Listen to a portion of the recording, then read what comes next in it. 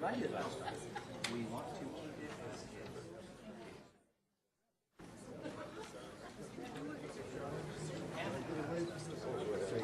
Teresa. No, that doesn't. Teresa. Because Janelle's going to do it too. You go in church. I can understand why moving into outside. Because we're doing one thing. Have done that. They have come back later. Completely. Plus, as I'm going to mention tonight, they're going to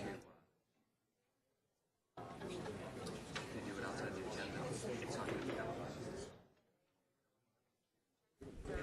Good evening, everyone. We will call the April 15, 2013 City Council meeting to order. First order of business is roll call and determination of quorum. Heidi?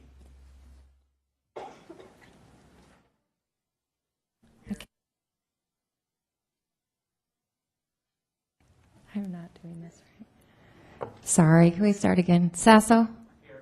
Clayton? Nordstrom? Scott? Peterson?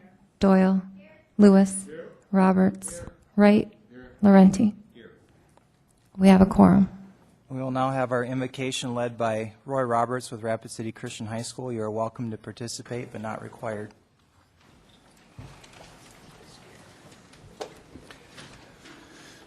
Tonight I'd like to pray for what happened in Boston and pray for those people that were involved in that situation. Father, we just want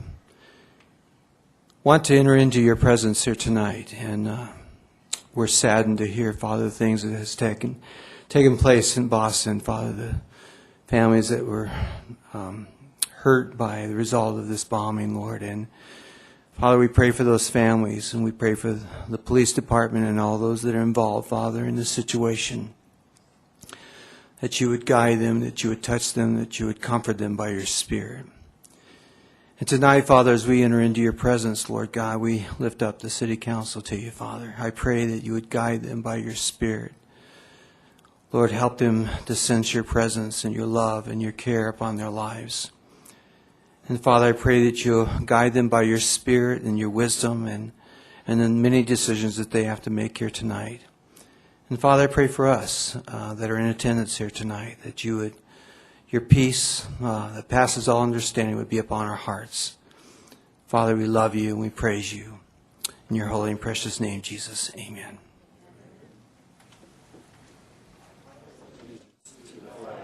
Of the United States of America, and to the republic for which it stands, one nation, under God, indivisible, with liberty and justice for all.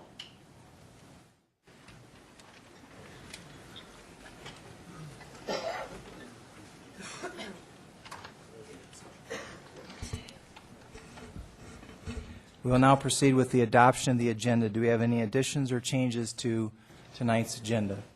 Any additions or changes? Second. We have a motion by Lewis and a second by Peterson to approve the agenda or adopt the agenda as is. Any discussion? Seeing none. All in favor say aye. Aye. Opposed? Motion carries. We now have awards and recognitions, and if Master Sergeant Jeremy Waddell would come down front along with the Ward 2 council members, Steve Laurenti and Richie Nordstrom.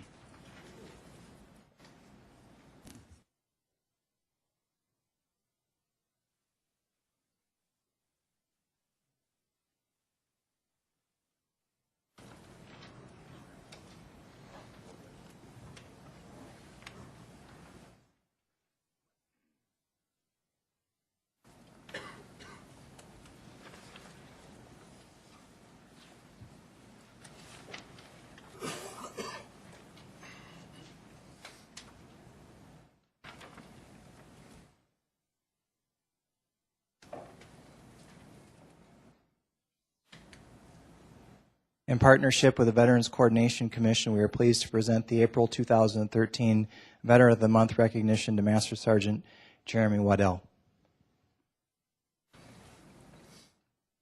Master Sergeant Waddell joined the Air Force in 1991 during Desert Storm.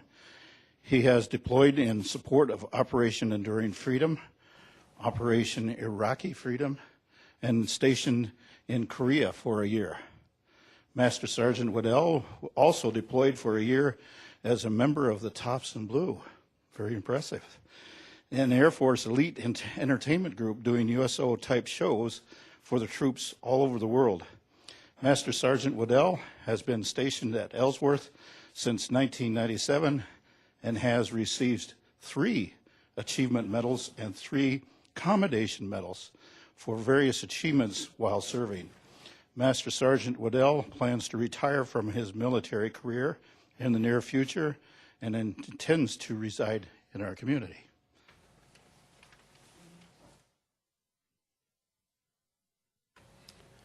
Master Sergeant Jeremy Waddell is a proud member of our community.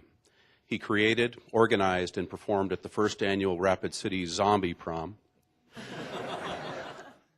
a benefit aimed at giving the local community of all ages opportunity to have an exciting and safe Halloween experience while contributing to the Black Hills Special Olympics. Master Sergeant Waddell has sung the national anthem at numerous Rapid City functions, including the annual Rapid City Kennel Club Dog Show, Rapid City Rush Hockey, and various events at Mr. Rushmore.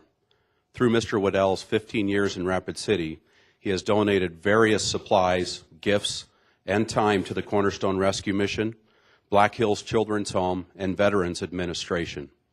An avid supporter of the Black Hills United Way, Day of Caring, he has participated in numerous years as a liaison for his duty section, helping to organize, communicate the process, and gather volunteers for this wonderful event.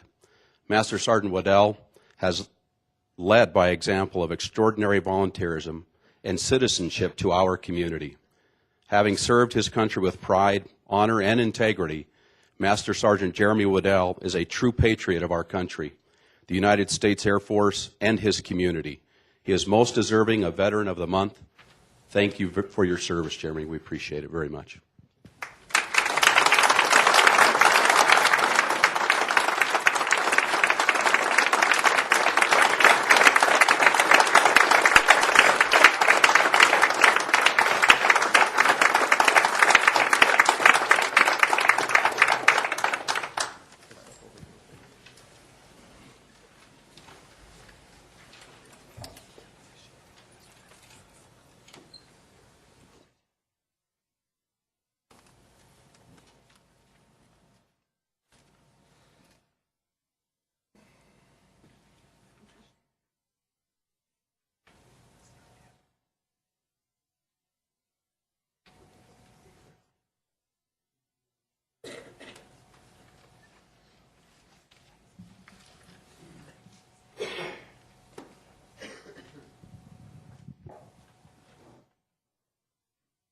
And if Amanda Scott and John Roberts could come down, and Dave Meltz,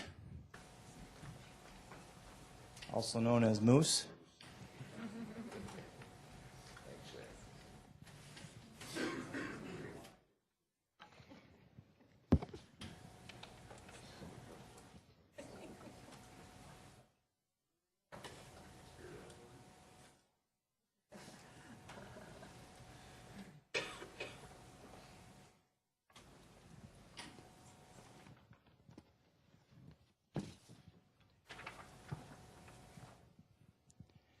The April 2013 Citizen of the Month is an individual whose second career has been public service to the community. We are pleased to present this award to David Moose Meltz.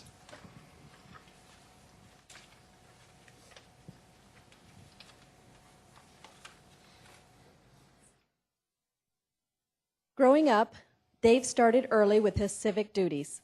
He was an Eagle Scout and served in the United States Air Force, not at the same time.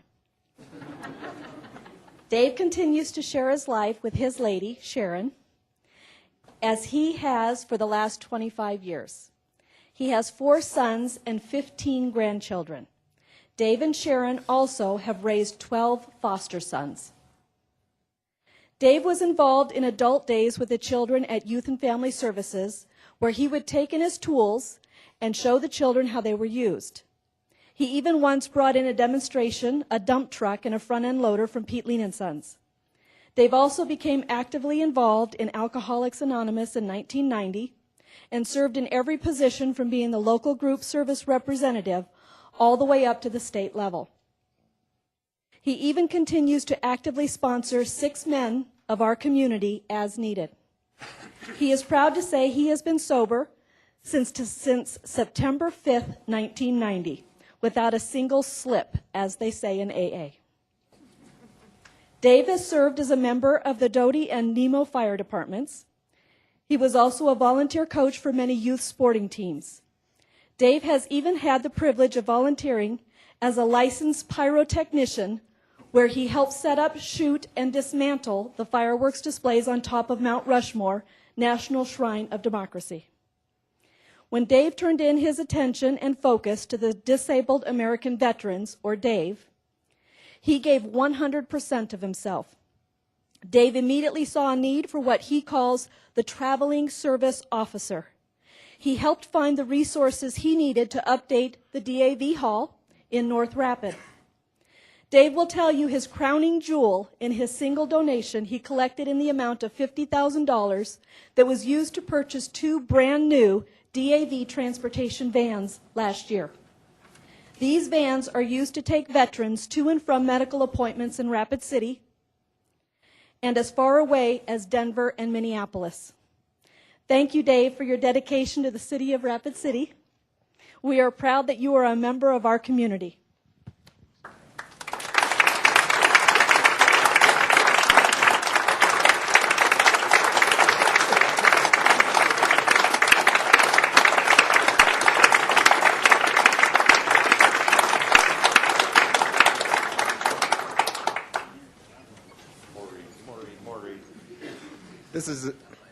This is an executive proclamation, Rapid City, South Dakota, Office of the Mayor. Whereas the City of Rapid City has established the Citizen of the Month Award to an individual whose second career has been public service to the community. And whereas the April Citizen of the Month is awarded to David Moose Meltz, a resident of Rapid City. And whereas David's dedication to youth and family services, Alcoholics Anonymous, Nemo Fire Department, and Disabled American Veterans, DAV, shows a generous donation of time he's given to better the community. And whereas David's commitment to help others shows true compassion for the Rapid City community. Now, therefore, we, Alderwoman Amanda Scott and Alderman John Roberts of Rapid City, South Dakota, on behalf of Sam Quaker, Mayor of Rapid City, South Dakota, do hereby proclaim David Moose Meltz as the April 2013 Citizen of the Month recipient in recognition of his innovation and leadership and the many contributions he has made to our community. Thank you.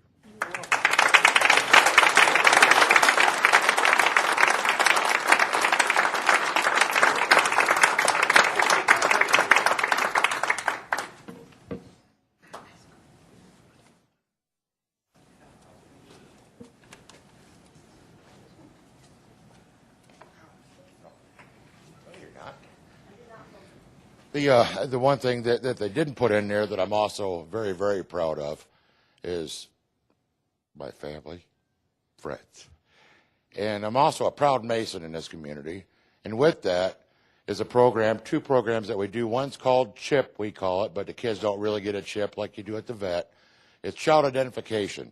We just did one at YFS, first time for doing that one. I love it because it protects our kids. The other one is a program that we have is called MSAP, M-M-A-S-A-P. What we do is we bring educators in from all over our state. We facilitate it, provide them the training from high-level educators way smarter than me on how to identify and what to do with the troubled kids in our communities in the school system. And that's just what we do, and I'm proud to be doing that as well. So if you hear me out and about talking about it, that's what it's all about. It's not for me, and it's not for most of you in here. It's for our kids. So that's all I got. Thank you.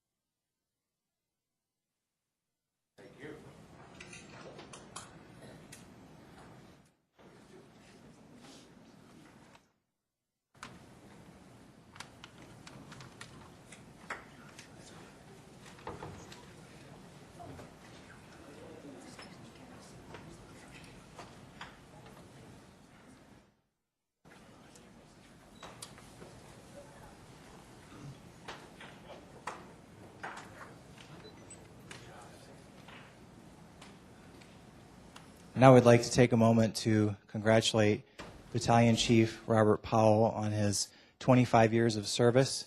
And BC stands for Battalion Chief, not the year that he started. But he has been with the city for a long time. And we want to thank you for your many years of dedicated service. And Chief Mike Maltaverne is going to tell us a little bit more.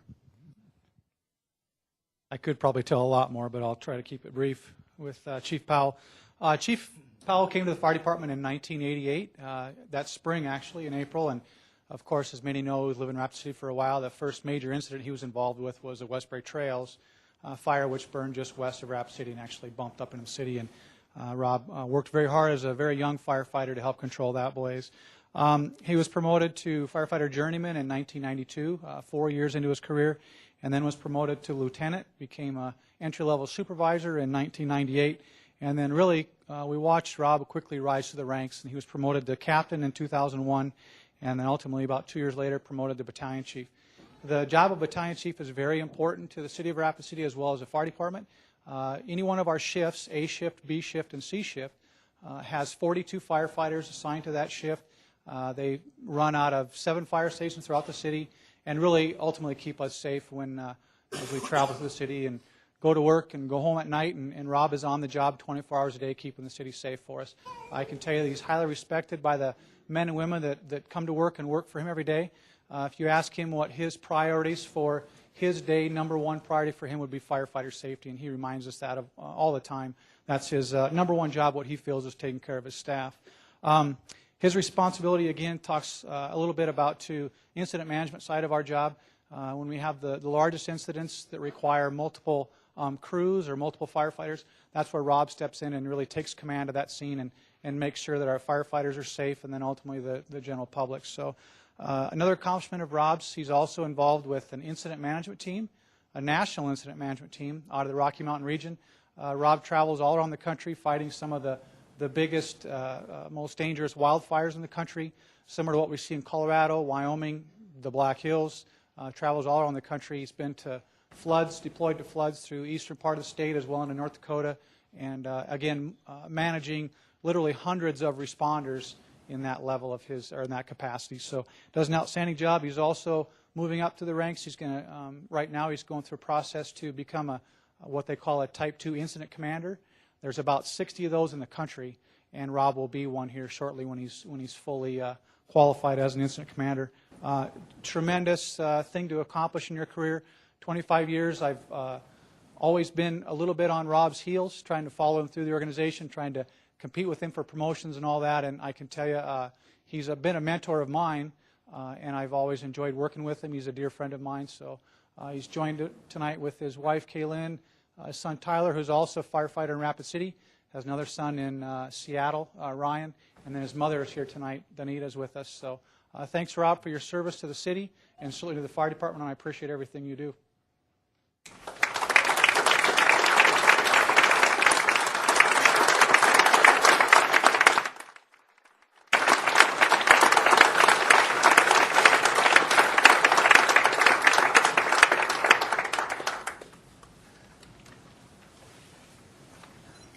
Rapid City is my hometown, and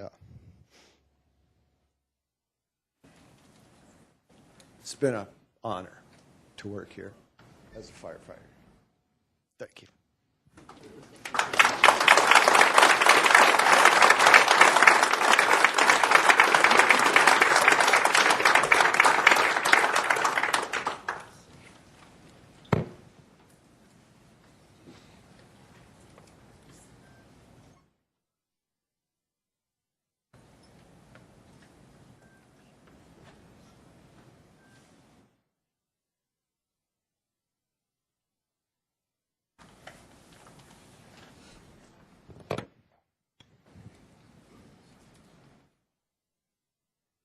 And now we have a proclamation for National Service Recognition Day.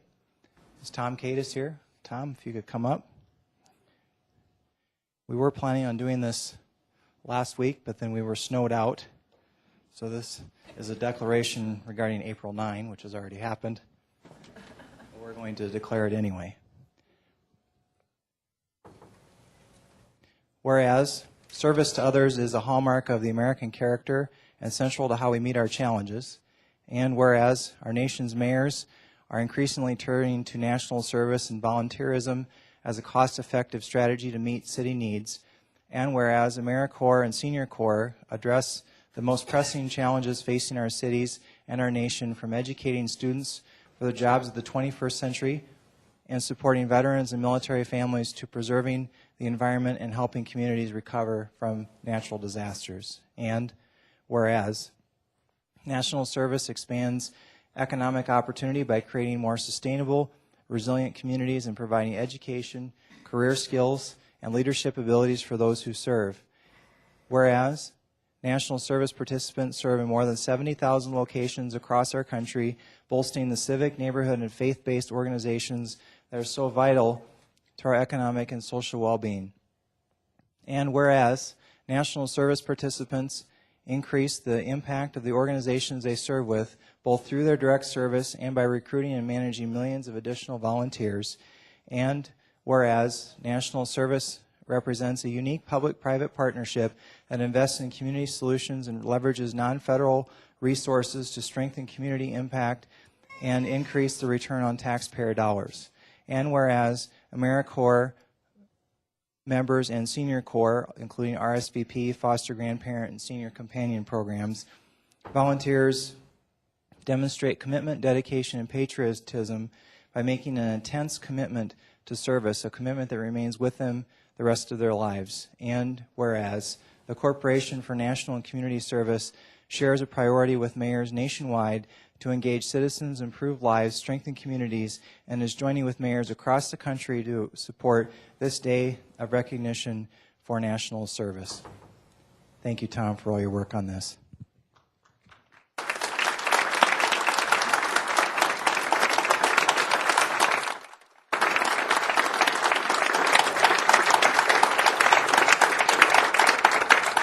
On behalf of the entire planning committee, which numbered upwards of 30 at one stage, including 3 council people, Bonnie and Richie and Chad, and we have with us Carol Murbach, who's head of Senior Companions, and Beth Ann Fearley, who is Clean Up Rapid City. And this has come together very nicely. The mayors decided all over the country, 800 of them, to declare the 9th, which was our snow day, Mayor's Day, but it also tied right into our community connection group that met on Thursday.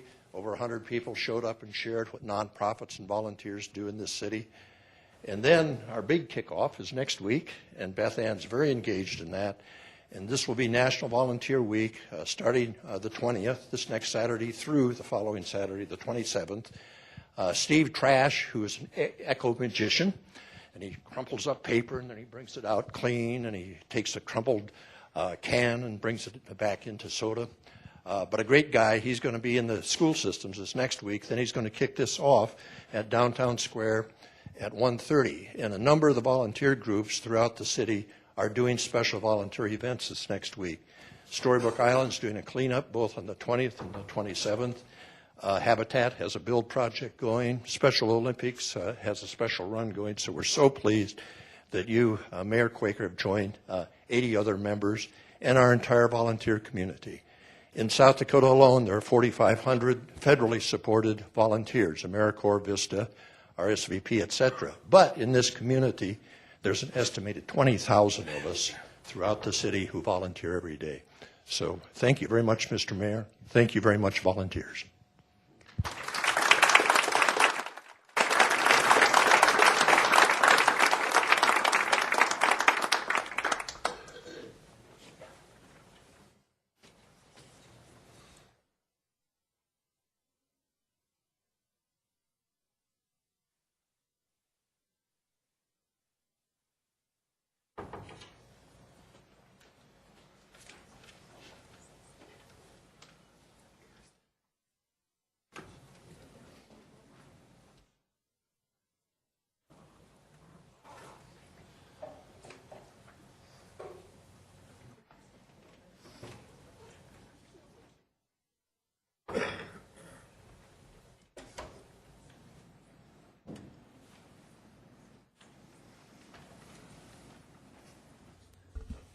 Thank you, everyone. And we will now move on to general public comment time. This is a time for members of the public to discuss or express concerns to the council on any issue not on the agenda. Action will not be taken at the meeting on any issue not on the agenda, except by placement by a unanimous vote of the council members present. It looks like I have one general public comment request form from James Taylor regarding Art Alley. Mr. Taylor, good evening. Good evening. Art Alley is the most photographed location in Rapid City. Art Alley receives more visitors than the Journey Museum. More people walk through it than through the well-lit alley behind Main Street Square over here. If the Art Alley Artists Guild does a good job and there are more murals in Art Alley will become more of a tourist attraction than it is now. It is a tourist attraction. However, the Art Alley Artists Guild can only reduce slightly the graffiti, the vandalism, the confrontations that go on daily in Art Alley. As Art Alley becomes more known, the elements that cause the problems will also increase. The alley has and will become more known for a place where there is a lack of rules and will increasingly attract the elements that are attracted to that. Art Alley is advertised as a tourist attraction by this city. Visitors expect that it will be safe. There is no doubt that some will visit the alley after dark. The third stabbing in Art Alley happened last week. If it had been a visitor rather than a young man that reported it from a hookah lounge, it would have made headline news. There is no doubt that the lighting, the lack of cameras, the lack of practical regulations makes the alley an unsafe place after dark. I challenge anyone to take a walk alone each night in this alley this next week after 9 o'clock at night, like some unwitting tourists will be doing. The alley at night without increased lighting, cameras, and meaningful regulation is a catastrophe waiting to happen. In the next few years, it is almost a certainty that some visitor will get harmed there with the alley as it is now. Inaction by the council will share the responsibility for that. Art Alley needs more lighting, it needs more cameras, and it needs practical regulations, and it needs the council's attention. I appreciate you listening to me, and I hope that some of you do have a conscience about this matter. Take a look at Art Alley, at the entrance to Art Alley, because I think you would be fearful to walk through there yourself at night. Look at the entrance, then look at the alley over here behind Main Street Square. I would walk behind Main Street Square any time of night. I would not walk in the alley there after dark. I do appreciate having some conscience about this matter because something is going to happen there that's going to cost this city either a lawsuit or it's going to cost this city business downtown. It's a problem that's ongoing, and it needs a new type of council attention. Thank you very much for your attention. Thank you, Mr. Taylor. We do not have any more general public comment request forms. Did I miss anyone? Okay. Wanted to make an important note as we move forward. Due to the bad weather last week, the Tuesday, April 9 Public Works Committee and the Wednesday, April 10 Legal and Finance Committee meetings were canceled. I don't recall that happening ever before, and neither does anyone else in city government. So it's been a very long time since that's happened, if ever. Therefore, the items normally heard by these two committees were forwarded to tonight's city council meeting without recommendation.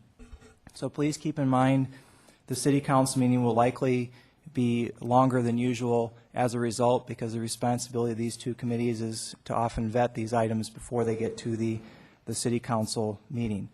So with that being said, as we move on to item 5, we visited with the library today, and they've agreed to table their item for now. They will come back at one of the next couple of council meetings and give their report then. So if we could have a motion to table item number 5.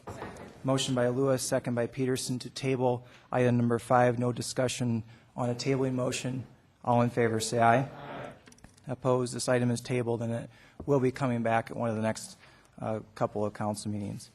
We will now move on to non-public hearing items 6 through 9. We have a motion to open public comment. Motion by Scott and a second by Peterson. All in favor say aye. Opposed, motion carries. We now have any speaker request forms on items 6 through 9. We have a motion to close public comment. We have a motion by Peterson and a second by Scott to close public comment. Any discussion? Seeing none, all in favor say aye. Opposed, motion carries. We are now on items 6 through 9, which involves a couple of minutes approvals and a couple of alcohol beverage licenses. Would anyone like to remove any of these items for separate consideration or make a motion on 6 through 9? We have a motion by Lewis and a second by Peterson to approve items 6 through 9. Actually, 2 of these are set for hearing, just for the record. Items 8 and 9 are set for hearing. We have a motion and a second. Any discussion? Seeing none, all in favor say aye. Opposed, motion carries. We are now on items 10 through 27. These are the Public Works Committee items that will be heard tonight with the council as a whole. We have a motion to open public comment. We have a motion by Roberts and a second by Peterson. Any discussion? Seeing none, all in favor say aye. Opposed, motion carries.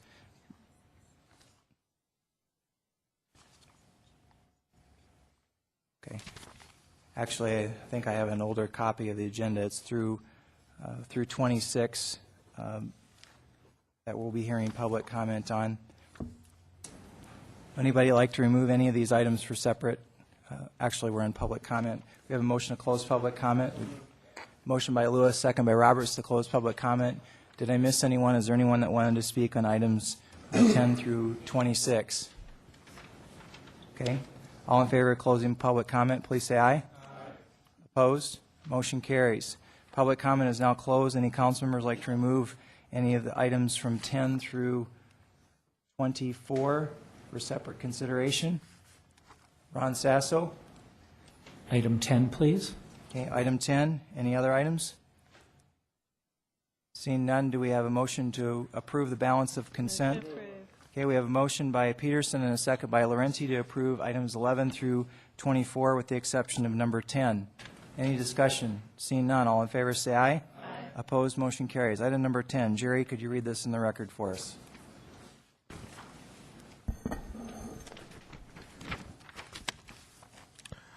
Item 10 is to approve the acceptance of infrastructure for the Central High School public water main.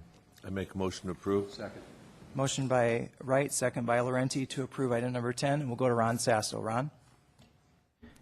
Just wondering, Dale Tech, would you be able to comment on the one note that's there regarding the infrastructure?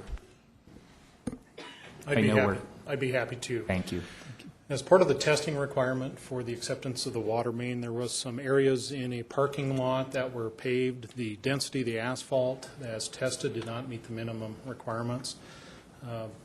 Since the 2 years that it was installed, we've evaluated the pavement, believe that it'll function properly. Therefore, that's why we recommend acceptance of the infrastructure. Thank you. Any further discussion? The motion is to approve item number 10. We already have a motion. All in favor say aye. Aye. Opposed? Motion carries. We are now at the end of Public Works Committee consent items, and we are on Public Works Committee non-consent items. Do we have a motion to open public comment for items 25 and 26? Motion by Clayton, second by Scott. All in favor say aye. Aye. Opposed? Motion carries. Public comment is now open. We'll go to our Public Works Director, Terry Waltersdorf. Terry, will there be presentations on 25 and 26 tonight? Not this evening. We would request that those be sent back to Public Works Committee on the 30th of April. So move. Second. We need to first close public comment. Okay. So we have a motion by Lewis and a second by Wright to close public comment. All in favor say aye. Aye. Opposed? Motion carries. Jerry, now you can offer your motion. I make a motion that they be rescheduled with the next Public Works meeting. Second. Okay. We have a motion by Wright and a second by Roberts to move items 25 and 26 to the next Public Works Committee meeting, which, Terry, will be what date? April 30th. Okay. Any discussion? Seeing none, all in favor say aye. Aye. Opposed? Motion carries. We're now on Legal and Finance Committee items, which are items 27 through 48A. We have a motion by Doyle to open public comment and a second by Scott. All in favor say aye. Opposed, motion carries. We do have one speaker request form from an appointee to the airport board, Todd Austinford. He said he will speak only if he only needs to speak if there are questions. Todd, if you could raise your hand so we know everybody knows who you are. And then we also have a number of speaker request forms on item number 48. And we'll first go to Dale Barcher.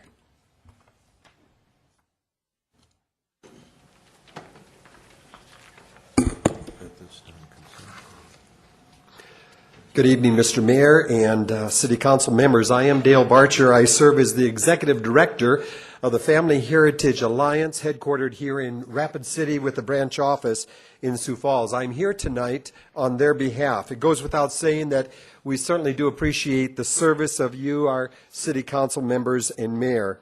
Tonight you will be reviewing the City's Attorney's options concerning the current invocation status. We are respectfully requesting your support of the sacred tradition and particularly the city's attorney's option 6 as found on his memo to the council this evening. This option simply states, as it pertains to our invocation, that you decide not to make a policy at all. Option 6, as we see it, folks, is a no-nonsense and credible option. Let's not kid ourselves. All that one has to do is to go to the website of those groups opposed to our current invocation status to know that they will not be content nor silenced until all recognition of a sovereign God is erased from our public policy gatherings. If we give them an inch, they'll want a foot. If we give them a foot, they'll want a yard. If we give them a yard, I think you get the picture. Deciding tonight upon a non-sectarian prayer or policy in which the prayer is given outside of the City Council's agenda will not, in all likelihood, satisfy these outside groups. They will most likely see such a move on the Council's part as weakness and therefore a ripe target for future intimidation. The Family Heritage Alliance supports the long-standing tradition of prayer before each City Council meeting within its agenda.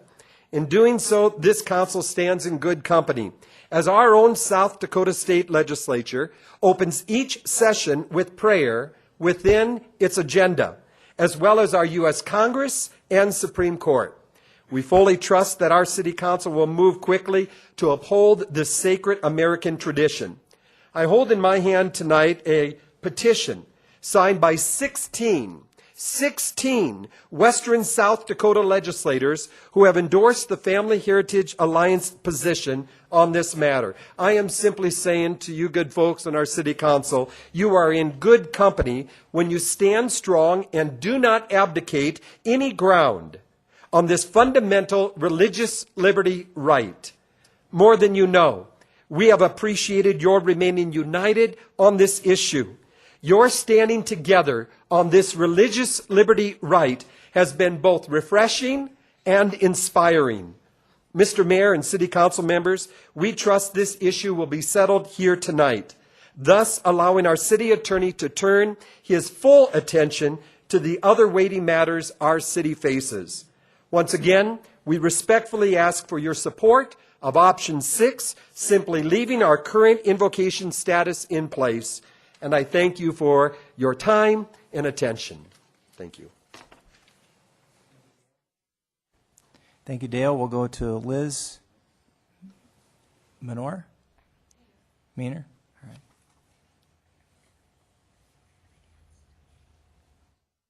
Good evening, and I want to thank all the council members for your service to the people of Rapid City.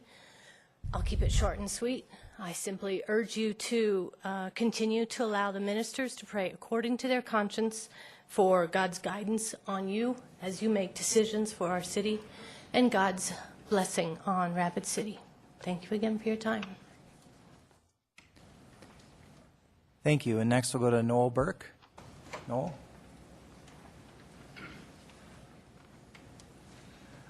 Thank you, Mr. Mayor. I am Noel Burke. I'm just a citizen of Rapid City, and I attend a Christian congregation here in town. And I was here last time and spoke and listened to some of the speakers. I also wish to see the invocation continue. I had no idea what I was going to say as I walked in here this evening, so I've prayed that God guide me and give me some words. And the thoughts have come to my mind in some of the reading I've done and comments I've heard here. First, I want to say that I don't want anyone here that does not wish to participate in the prayer to feel like a second-class citizen and to feel left out. That's not my goal. I also don't want them to think that I'm going to feel offended if they stay seated and choose not to participate in the prayer. That is their decision. I also remember some of the things I've read, some of the statements of our founding fathers. One which was, when I think of what we have, and I may be paraphrasing this, but when I think of what we have created here today, and they're speaking of the Constitution, the law of our nation, when I think of what we've created here today, I know that this country will stand only as long as the people of this new country maintain their moral standards that we have learned from the Holy Bible. I also know that that Constitution says Congress shall create no laws to restrict the exercise of our religion. And I see that happen a lot. And it is my concern in this case. I strongly encourage you to maintain the convocation just as it has been, with no change. And I'm here to support that in any way I can.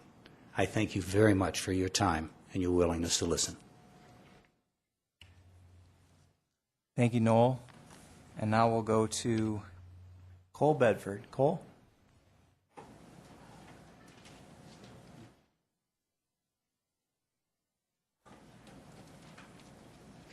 Good evening. Thank you. Thank you for giving me an opportunity to speak to you again. I have to start with a criticism, but it's not the main point I want to make. Making yourselves out to be the victims of some unwarranted bullying is really counterproductive.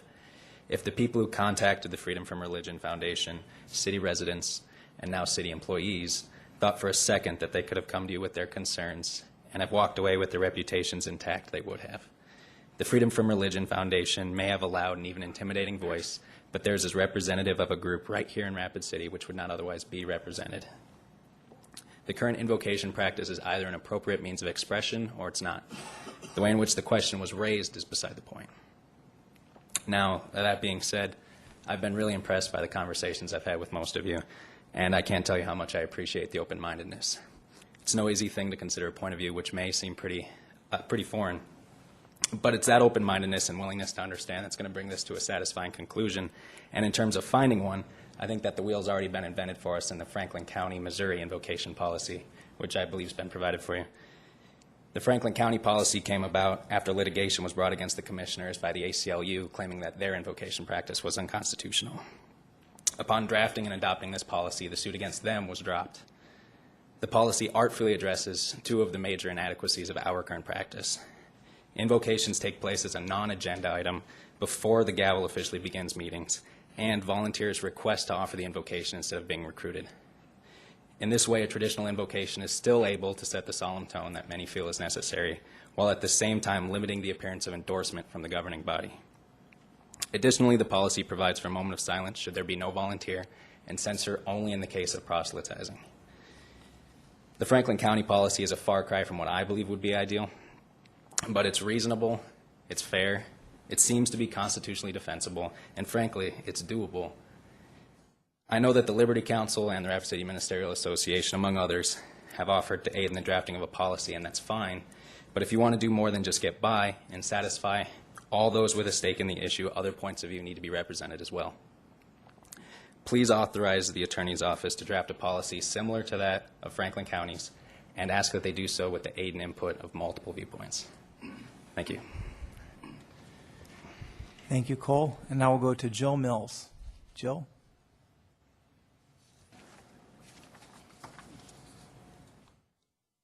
I'm Jill Mills, and I'm a citizen of Rapid City. First of all, I would like to thank you, Mr. Mayor, and all the city council members for the stand you took at the February 4th council meeting in support of our community values and the long tradition of sectarian prayers our community has had. I want to encourage you to remain strong and courageous in this debate and to know that there are many of us standing with you to support you. I have read the April 3rd memo from the city attorney along with the letters and policies posted on the website for this item, and I have read the Supreme Court ruling in the case of Marsh versus Chambers, and I would like to express my opinion regarding 3 of the policy options listed. Part of option 2 would be to include in the policy that the invocation not be used as a platform to proselytize or to advance any particular religion. My concern here is that if an invocation speaker prays in the name of Jesus Christ, the people in opposition could use the policy and say that the speaker is advancing a particular religion. I believe the real agenda of the people that would take the city to court over this, such as the Freedom from Religion Foundation, is to get the name of God, and specifically the name of Jesus Christ, out of all facets of the public arena and relegate it only to church buildings. This is an infringement of our free speech rights and is not what the framers of the Constitution meant when they said that Congress shall make no law respecting the establishment of religion. I also object to option number 3, that prayer should be non-sectarian, for the very reasons I stated for option number 2. It almost seems, based on my reading of the Marsh versus Chamber Supreme Court case, that option number 6, regarding making no policy at all, would be best. The council just needs to keep maintaining the long-standing tradition of what has always been done. I do, however, think it would be wise to do as the city attorney requests in his conclusion, and that is to authorize him to consult with the organizations that have offered to defend Rapid City and see what they have to say about developing a formal policy and what it should contain. Thank you again, Mr. Mayor and City Council members, for your courageous stand. Thank you, Jill. And we'll go to Douglas Watson, also on item 48. Mr. Watson.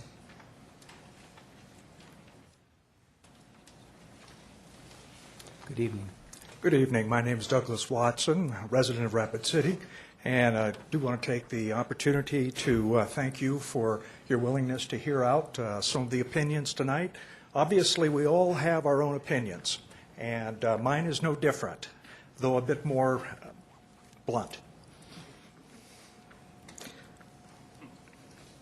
Thank you for allowing my opinion to be heard, and hope that what I have to say would encourage you to make the right choices.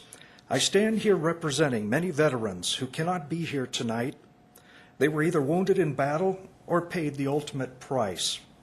I'm also representing my father, a Marine Corps veteran who fought on the shores of Saipan in the Pacific, and my mother, a survivor of the Hitler's Nazi concentration camp. In the years leading up to World War II, my parents saw what a passive attitude created when people chose to look the other way, doing nothing, as Hitler and Emperor Hirohito grew in strength, taking over one country after another.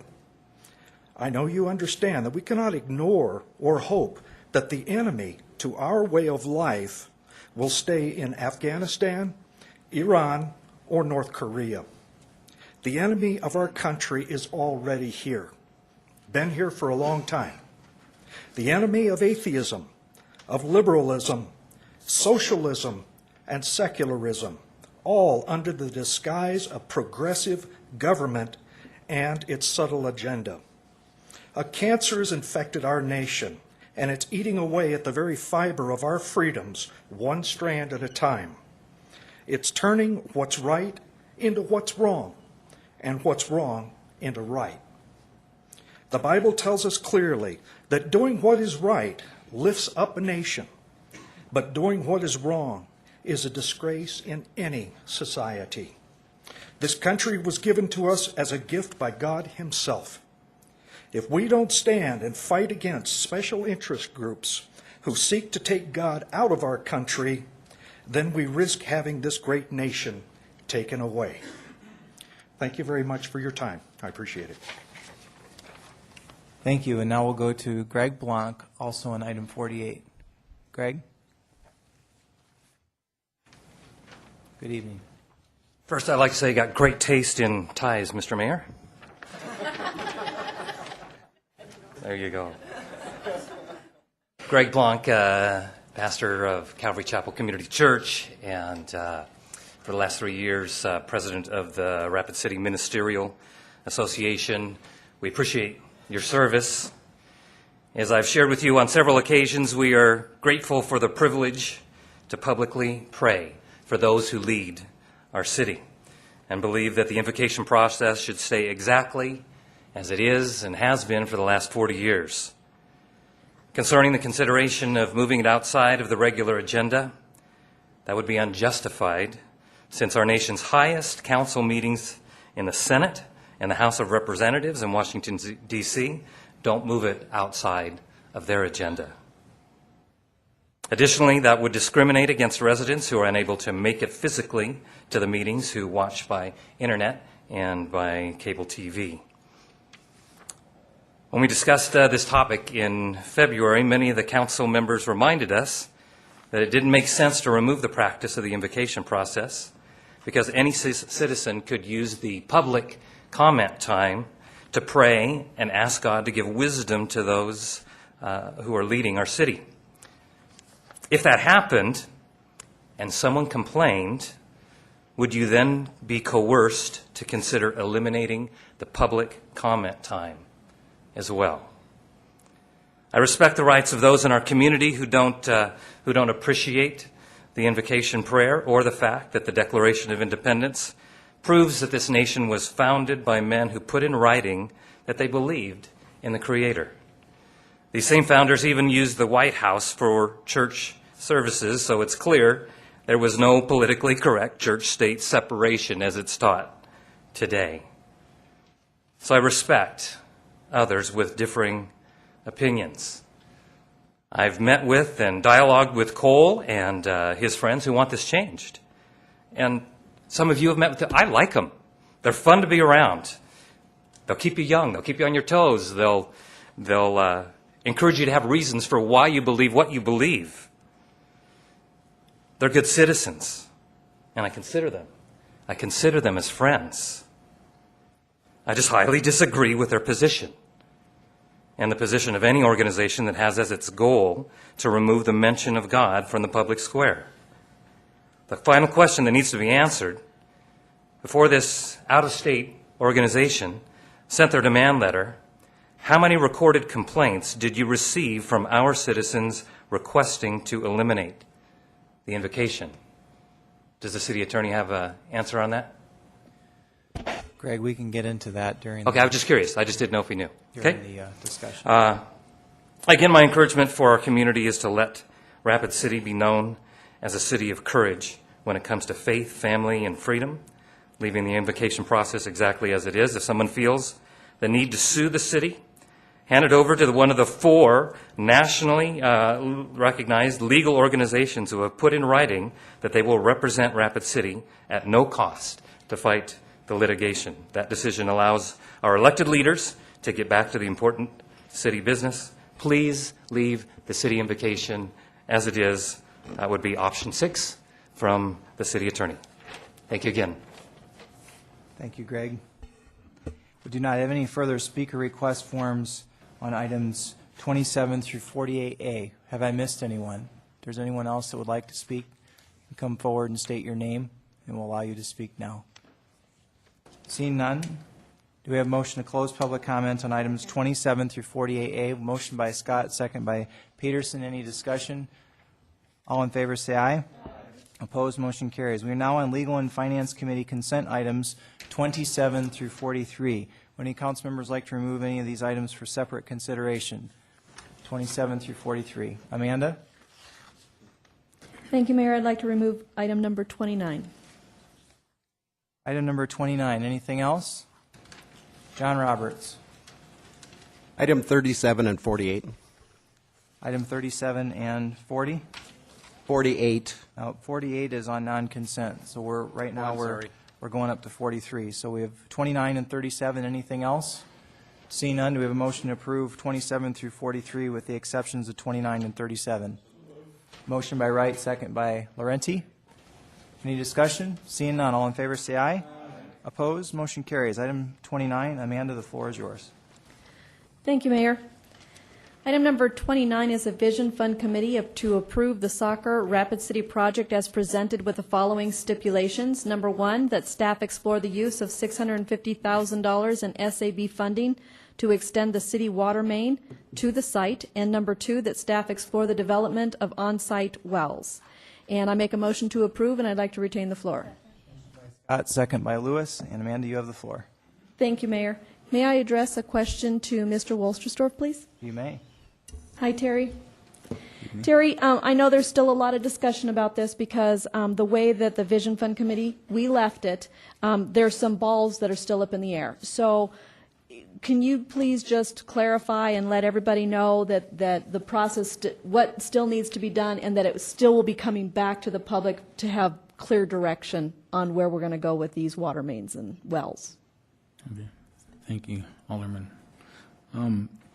As far as where we are in the process right now, staff met last week with Forefront Engineering and the soccer associations, moving forward with the process.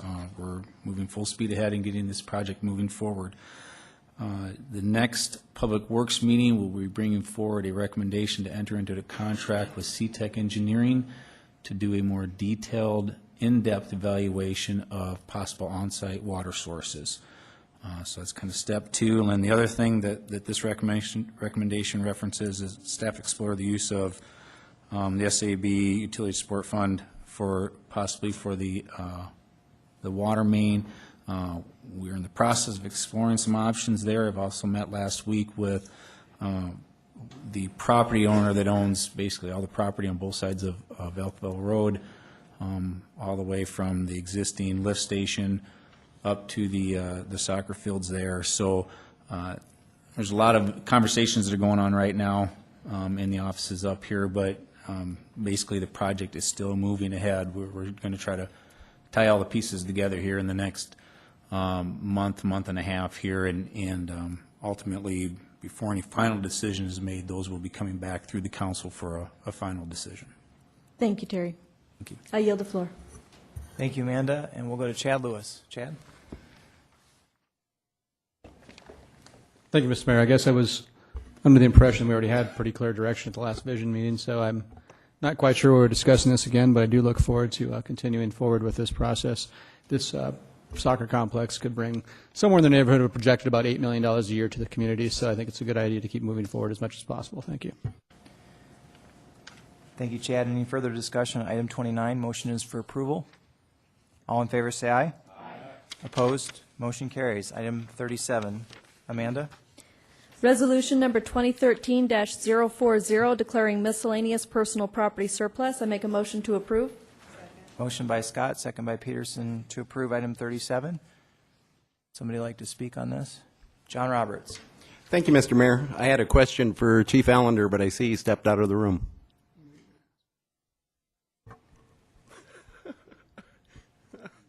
Somebody track down the chief. Terry, can you be our sergeant at arms and track down the chief of police?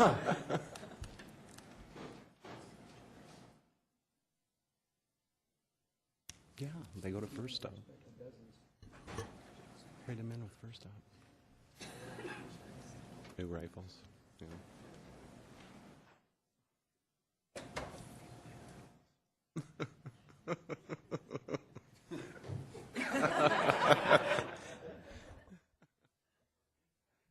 Thank you, Chief. I had a constituent call me today asking me about this item, and his concern was we're replacing, it looks like, 30 patrol rifles. We're surplusing 30 patrol rifles and then replacing them, trading them in? Correct. His question was, it looks like they're about 2.5 years old. Is that the life of a patrol rifle? It was just a question from a constituent. Well, good question. It is about the life of these particular patrol rifles. When we bought this round, we bought them very cheap, low bid, and we've suffered with maintenance problems on them. And the reason that we made the purchase now, only 2.5 years later, and especially based on the time in this time in history, is they're still worth something on trade-in. So we were able to trade for these 30 used rifles for 30 new rifles, and with the trade-in value, I think our out-of-pocket expense was $7,000 or something of this nature. So we got a very good deal on it that we wouldn't have gotten years down the road. Thank you very much, Chief. I think that'll take care of his question. Okay. Any further discussion on the motion? We have a motion to approve item 37. Seeing none, all in favor say aye. Opposed, motion carries. We're now on Legal and Finance Committee non-consent items. These items 44 through 48 will be read into the agenda, debated on, and voted on separately. Public comment period was already handled for these items, so we will proceed with Amanda Scott reading item 44. Amanda? Thank you, Mayor. Black Hills Badlands Association, request for the city to be a co-applicant on a planned development application. I make a motion to deny, and I'd like to retain the floor. We have a motion to deny, and we have a second by Jerry Wright. And Amanda, you still have the floor. Thank you. This request is for the city to be a co-applicant in order to put in a 12-foot by 31-foot sign. And at this time, the reason that I am advocating for the city to deny this this request is that it's for the visitor center. And I think signage, I know when I travel, signage, DOT signage, 2 miles out that tells me where to turn and go for a visitor center, I think that would have probably a lot better bang for the buck rather than putting up a sign. So I would encourage the rest of the council members to support that at this time until that option is at least explored and an opinion brought back to us as far as where they got to on that one. Thank you. Thank you, Amanda. Just a clarification for the discussion. What we're voting on here tonight is a request for the city to be a co-applicant on the plan development designation. My understanding is that if this motion is voted down, the Black Hills Badlands Association still has the ability to be an applicant on their own, and then the council would have an opportunity to hear that application. We'll now go to Bonnie Peterson. Thank you. I'm in support of allowing this to go forward because it is a public purpose sign. Businesses are going to be built in front of the visitor center, and I know that it's on city land, and that was why it was felt appropriate that they come that the city moves as a co-applicant. It is not a digital sign. It will not be a digital sign. It will not have advertising. And I agree with Alderman Scott that probably that the sign earlier on would be of benefit, but I think that people like to do respond to these kind of signs. And anyway, so I will be voting to support this so they can move forward. They kind of got stuck in the middle of the politics and the election last year with, it kind of got put on hold. Their sign was denied at that time. And so they're coming back trying to go about the right way because it's bringing it through a planned development, which it would be legal to do so. Thanks. Thank you, Bonnie. We'll go to Ron Sasso. Ron? I have to say I agree with Alderwoman Peterson on this one. Just, as we look at this, even though, yes, they can bring this forward again, it probably will be much more intensive regarding staff time, I think, in the long run. I think knowing that this will also benefit us from the standpoint of tourism, I think it is well worthwhile. Not the ideal scenario, but at the same time, it's something that I think will benefit us. So I think we should approve this sign going through, which would be to deny the motion. Thank you. We do not have any further speaker request forms on item number 44. Yes, we do. We'll go to Chad Lewis. I don't know if I filled out a request form, but I'd like to speak. You may. I'd like to make a substitute motion to approve. Second. Okay, we have a substitute motion by Lewis and a second by Roberts to approve the item, which is to approve the request for the city to be a co-applicant on a plan development application. Chad, you still have the floor. Did you want to speak? Okay. Richie Nordstrom. Thank you, Mayor. I can support this motion. The problem is that as the city councilor explained to us, the city attorney explained to us, is that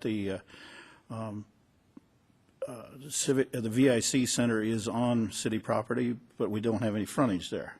So that's the primary issue, is that's one of the reasons they have not been able to put a sign up. But in the same instance, I'd like to ask that the Black Hills Badlands and Lakes folks consider making something more than just a billboard, putting up something that would be attractive rather than just a board on a pole, and so that it's something more than just a billboard. That's my request of the Black Hills Badlands people. Thank you, Mayor. Thank you, Richie. And now we'll go to Charity Doyle. Charity? Thank you, Mr. Mayor. Question for Joel Landine, if I may. Sure. What are the risks or responsibilities of us being a co-applicant with Black Hills Badlands and Lakes? Are there any? I don't know that there are any. I understand the dilemma if it comes back to you, but this isn't the first time the city has been co-applicant on a development application. Usually when the city is one of the owners of the property or property involved in the property, we have been a co-applicant in the past. The real impact of being a co-applicant is that if we are an applicant on the application, then there won't be any fee charged to Badlands and Lakes for the review process, but it would still go through the planning review process and be approved by the Planning Commission. Thank you. So we own the land. We own the land, and there is an operating agreement with Black Hills Badlands and Lakes. So we own the building as well? Yes. Okay. Would we own the sign? I don't believe we would own the sign if they left it, if they were to vacate the property or we were to enter into an agreement with somebody else, they would probably have to remove the sign, or if they left it, then yes, we would own it. Okay. Is the size of the sign enough to accommodate when any development happens south or east of that lot, since we have no frontage, or that facility has no frontage? I assume that's something that they will take a look at when they do the plan development. The entire area, when it was given to Cabela's, except for the visitor information lot, it was all put in a plan development. So when that property develops, it'll be through the plan development process, which means I'll have a more detailed review of how the property is developed. Okay. Thank you very much. Thank you, Charity. And now we'll go back to Amanda Scott. Amanda? Thank you, Mayor. You know, I was trying to envision this billboard and the city being a co-applicant on this, but if the billboard goes through and the city is a co-applicant, we would be propagating the use of this billboard. And can you imagine all of this commercial buildup, and then this sign is sitting out there hovering in the middle of nowhere?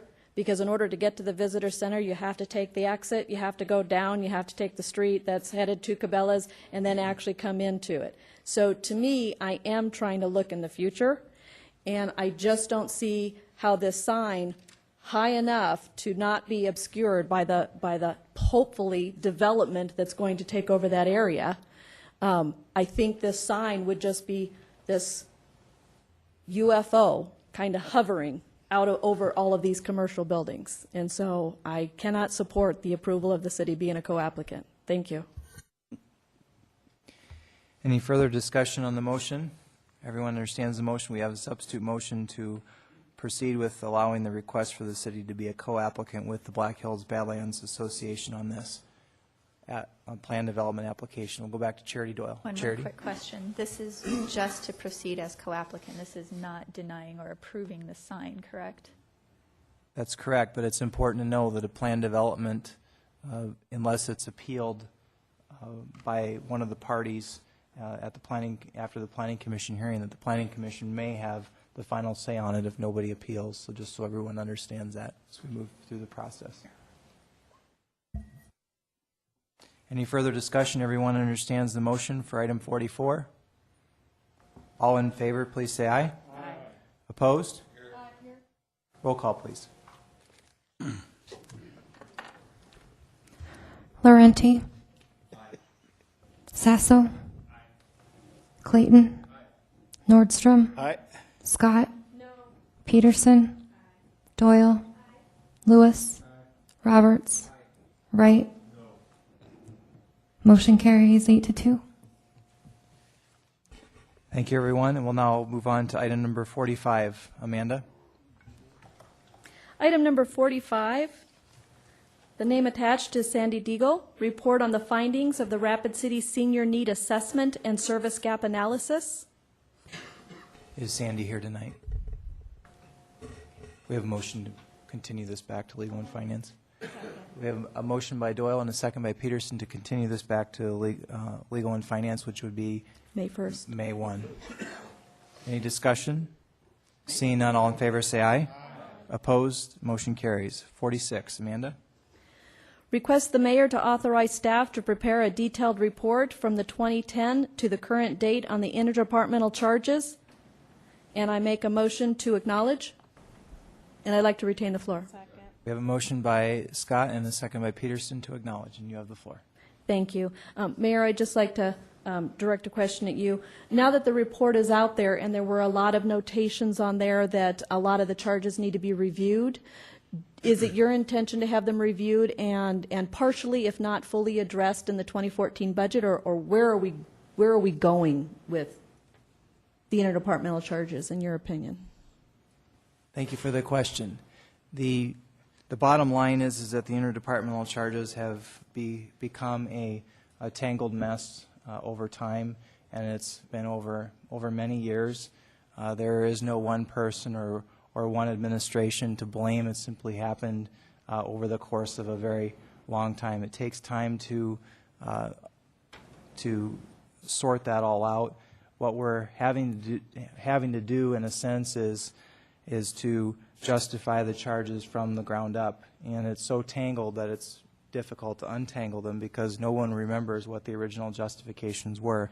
And that was one of the reasons why we had brought forward, I think it was Ordinance 5887, I forget the ordinance number right off the top of my head, but it was an ordinance to require an annual report of the interdepartmental charges at budget time so that going forward, once we do get this untangled, which will probably take some time, it will probably take multiple years, but this will keep it in front of the city council and mayors and the community and the media and the departments so that everyone knows what's going into these charges. Give you an example, we're working on last week we were working on the budget for the mayor's office, and it doesn't contain any departmental charges for next year.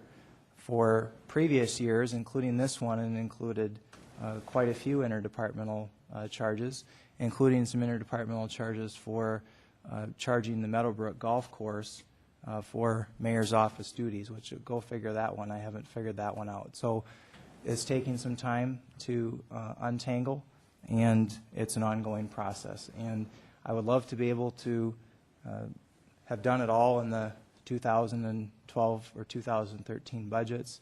I tried. It wasn't reasonable. It wasn't possible.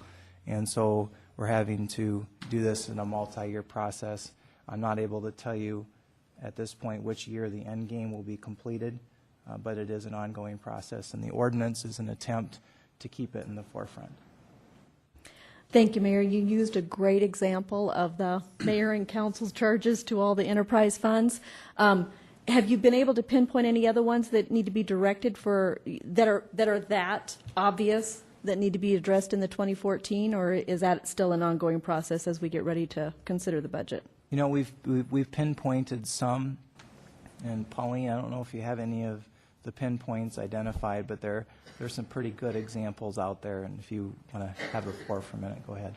Thank you, Mayor. I'll give you one other example. When we were looking at the lease rates for our parking lots, we are still charging for snow removal and street cleaning for those, and we contract that out. The Public Works Department does not do that work, but yet they were getting the benefit of the interdepartmental charges, so those will also go to zero. That's just another example. But they total about $86,000. Thank you, Mayor. I'll probably be reviewing this as well, and I may bring up some other items as what I see. So thank you. Excellent. We'll go to Jerry Wright. Jerry? I believe in the past the utilities or the enterprise funds have been heavily tapped for the enterprise funds or the interdepartmental funds. So if those are going to be more equitably adjusted, how are we going to make up the slack? Are we going to increase taxes, or what are we going to do? Any ideas? I don't know that that's a question we're able to answer tonight, because we're still in the process, not that we're avoiding the question, but we're still in the process of calculating it, and at this point, we don't know where that's ultimately going to lead. What we do know is that basic accounting does allow and require interdepartmental charges, but over time, it's simply gotten out of whack because it was never examined. And I'll tell you how much I appreciate sincerely the fact that the council is questioning this, and the council is asking how these charges are being calculated, and we're going to sort it out, and I'm sure there will be some lively discussions during the budget process. Any further discussion on the motion? The motion is to acknowledge. Is that correct? Correct. All in favor say aye. Aye. Opposed? Motion carries. Item 47. Amanda? Resolution number 2013-004 to increase the rates for leased parking in the city-owned parking lots. I make a motion to continue this back to the Legal and Finance Committee meeting on May 29th. Second. We have a motion by Amanda Scott and a second by Richie Nordstrom to continue this to the May 29 Legal and Finance meeting. Is there any direction to accompany the continuation? May I have the floor? The reason I'm recommending to continue this is that Pauline Sumption has indicated that she has been looking at this, and as she just stated, the interdepartmental charges for 2014 in the parking lot, interdepartmental charges, are also being looked at, and it looks like that there were some errors that she plans on having corrected. And this is causing her to relook at what those rates or recommended rate increases should be. I think it's a foregone conclusion that the rates do need to be adjusted, but we're still trying to figure out what the adjustment should look like. And I do appreciate Ms. Sumption's willingness to allow the people who lease the lots to be able to get fair warning of the increase that will be coming. So therefore, I'd like to continue this. It's not a dead issue, but we want to really make sure that we think this through before we implement a price increase on the parking lots. Thank you. I yield the floor. Thank you, and we'll go to Charity Doyle. Thank you, Mr. Mayor. Question for Pauline, if I may. Sure. Pauline, the last I had seen, you were requesting that this be tabled. Has something changed since then? The fear is that if we table it, then those leaseholders will think that it's a dead issue, and we don't want them to think that we aren't going to revisit this, because in my email, the intention was then to come back later, and instead of just tabling it and come back, just leave it as it is, and I'll go back through and look at the resolution and get it to where I think it needs to be instead of just the $10. And the motion as it stands, is that enough time? Yes. Okay, thank you. We do not have any further lights. Everyone understands the motion. Item 47. All in favor say aye. Aye. Opposed? Motion carries. Item 48. Amanda. Request the mayor to authorize staff to develop a policy regarding invocation at city council meetings. I yield the floor. Floor has been yielded, and we'll first go to Jerry Wright. Jerry? Thank you, Mayor.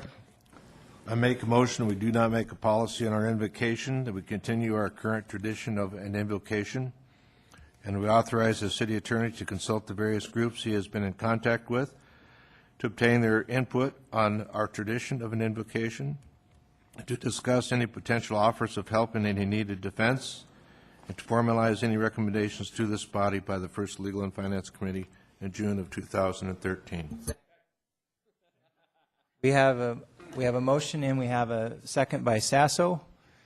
And Jerry, you still have the floor. Did you want to have the floor? So if I could summarize, you're basically, it's option 6. In essence, but I'm just saying we're not going to have a policy. We're going to continue our tradition, and the council has given us some comments in their closing conclusion, and I think we need to follow up and hear from him by June of this year. Thank you, Jerry. And we'll go to John Roberts.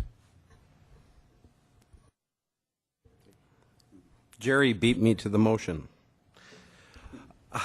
I just want to say that I think we as a council need to stand strong on this. I think if this is one of our freedoms and liberties, if we lose, we will never get it back. So we need to, as a council, stand strong. If the Freedom from Religion Foundation wants to come after us, so be it. Let's fight it here in Rapid City. Thank you. Thank you, John. And we'll go to Chad Lewis. Chad? Maybe.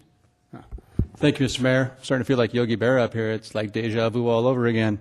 Had to go back and look at the motion I made in February 4th of this year, which was Lewis made a motion to continue the invocation as is currently as currently practiced. And we don't. And I also believe that I had support from Charity Doyle and Ron Sasso to not waste staff time making up a policy for this particular issue. Evidently, I'm glad to see you all jumped on board, saw the light, so to speak. Welcome to the club. We're very happy about that, and I'm sorry we had to waste staff time to get there, but hey, some of us just saw the light a little quicker, and others, that's okay. Got taken to the woodshed by the Journal, too, but Mr. Sanborn's not here tonight, so can't say anything to him. But I will say that for me, this time is a good time for us to celebrate the diversity of our city. There's been some people offering prayers lately that are, from different faiths, and I think it's really great. We've had Jewish people offering a prayer last meeting. It was great. And we had a Native American gentleman. It was a Christian prayer, but it was in Native American tongue. That was Lakota, I believe. It was excellent. We've had Unitarian bring forth a prayer. I think the main purpose here is just to remind us that we are not here just for ourselves. We have a greater purpose up here. I mean, we're just humble individuals, at least we should be. And this is to remind us to pay attention to what the people out there. Now, whether or not you agree with what the person that's speaking at that time is there or not, it doesn't matter. The fact of the matter is you just need to remember that we're here to be humble, and that's what I'm trying to do. So I want to thank you all for jumping on board. Thank Charity and Ron for their support early on and not being bandwagon fans, and the rest of you for coming on board. Thank you. And I hate to say I told you so. Thank you, Chad. We'll go to Bill Clayton. Bill? Thank you, Mr. Mayor. I want to thank everybody who made comments tonight. I appreciate all of them in light of the diversity. Doug Watson, and I can't see you from where I am. There you are. And I appreciate your comments about veterans. There are multiple veterans up here on this row, and even more out there in the crowd. And every one of us who's a veteran remembers that we stood proudly with our right hand in the air, and we solemnly swore to defend the Constitution, to uphold and defend the Constitution against all enemies, foreign and domestic. Interestingly, for those of you who might have been here in July when some of us new people got sworn in, or the July before that, and certainly in the coming July, we take that same oath. So everyone sitting here on this dais took a very similar oath to that of our veterans in the military. And it seems to me, I don't pretend to be a constitutional scholar nor a lawyer, so I'm not at all pretending to be tonight. But it would seem that the fundamental question here is whether what we do in terms of our invocation is in fact constitutional. And it seems that the bottom line to the argument from the Freedom from Religion Foundation, is an argument that what we are doing is not constitutional. Now again, we have sworn to uphold and defend that Constitution. And I think there's a difference between defining the Constitution and redefining the Constitution. And what we see so often are arguments about our Constitution, which has been steadfast for over 200 years, and suddenly it becomes watered down or changed. And it seems, once again, we've got an outside group coming into our town, telling us what we can and cannot do in terms of the Constitution. And as John said, aptly so, if there needs to be a fight, let us fight it here, proudly so. Let's determine once and for all what our U.S. Constitution, what the fabric of our country is all about, and our freedoms. Let us not move an inch to give up anything that so many of us fought valiantly for, those before us and those after us, because this is something that is woven through the fabric of our country. It means much, and to acquiesce in the least is to give in and to suffer defeat.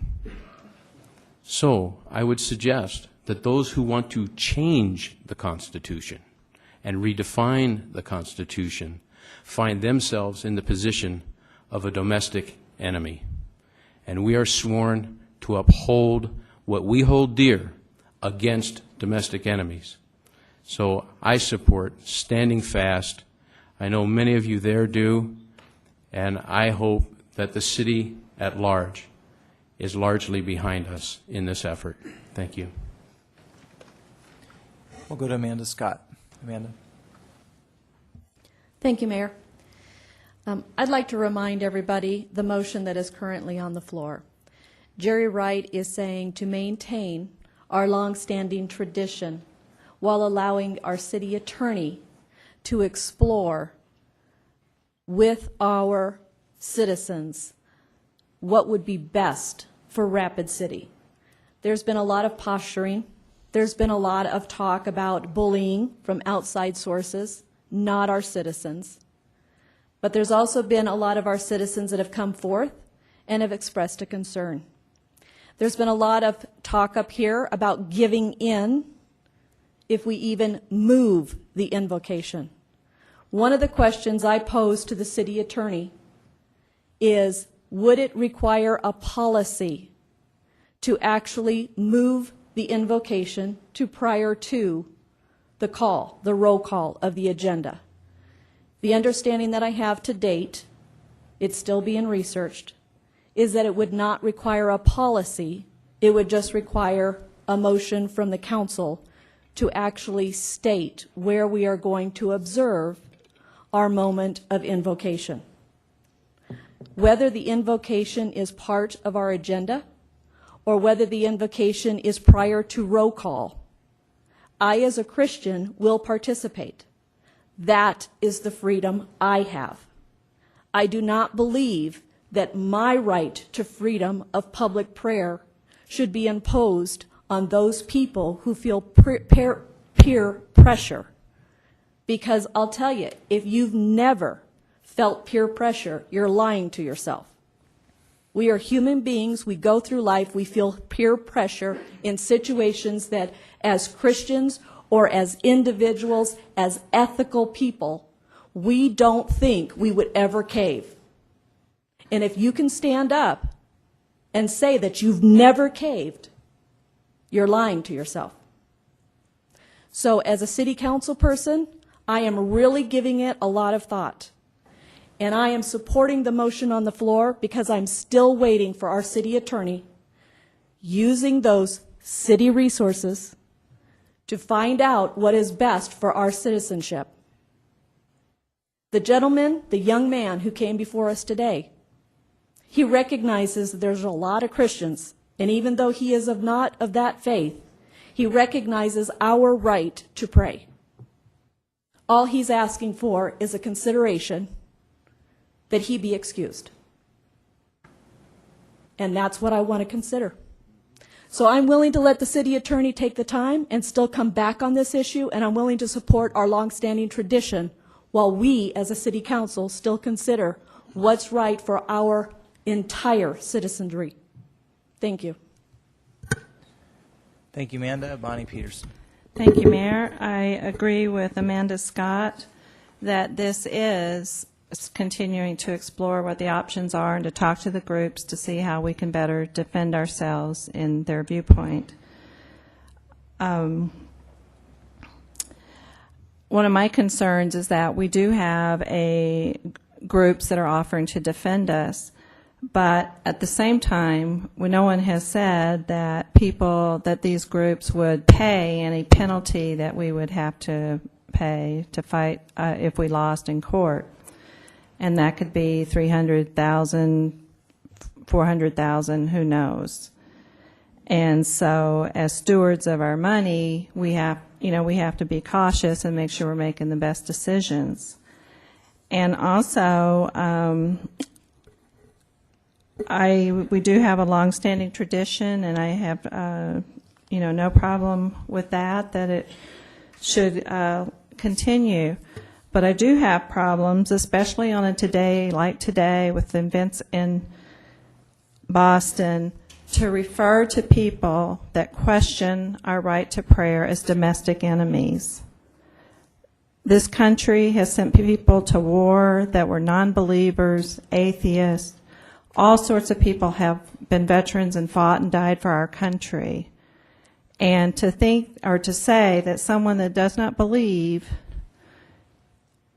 that prayer should be in a government facility is a domestic enemy, I think is very insulting to a lot of veterans and a lot of our citizens.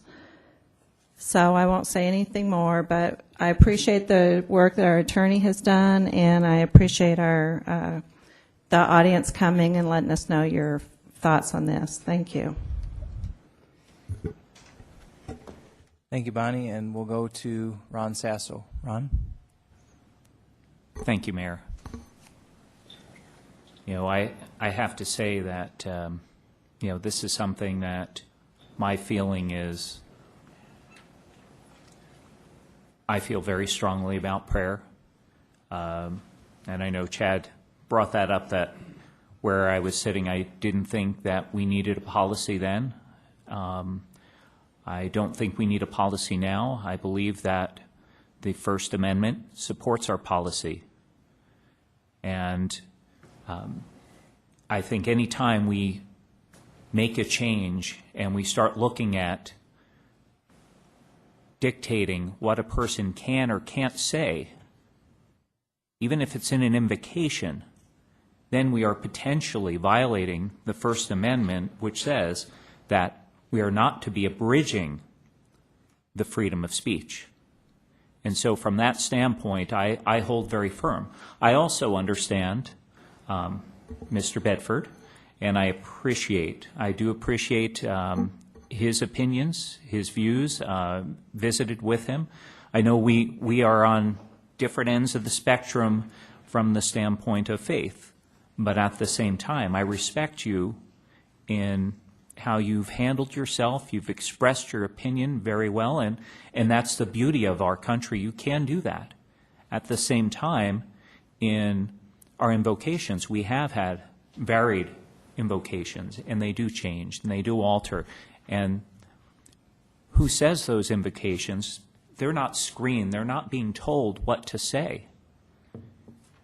And when I was watching a video, when I went home briefly, about the bombing that took place earlier today, and it was just horrific watching the bomb and the video, and the person who was videotaping, their only response, the only thing that they said was, "Oh my God." And in times of trials and tribulations that we deal with in this country, all of us, I personally look to God.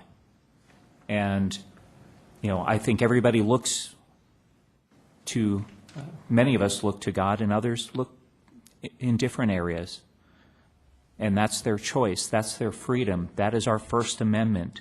You choose whether or not you worship.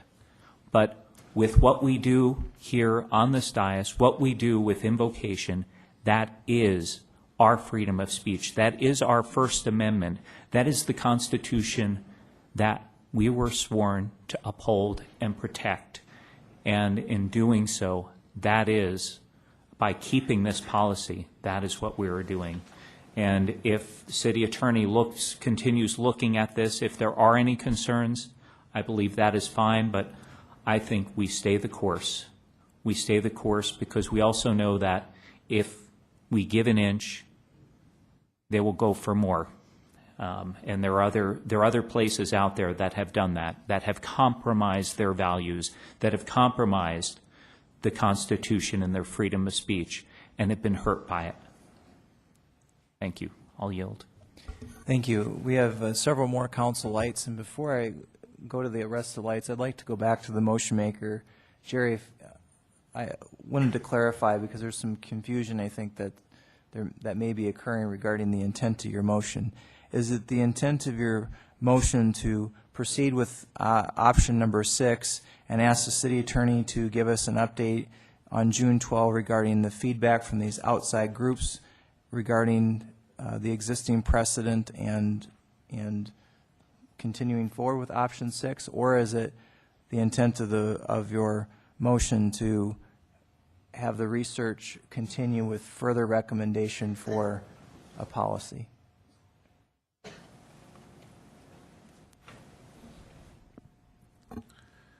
I intended in my motion that there would be no policy directed or developed, that we continue with our tradition. And in the attorney's closing chapter or paragraph of conclusions, there are some statements that he made that I tried to include within my motion.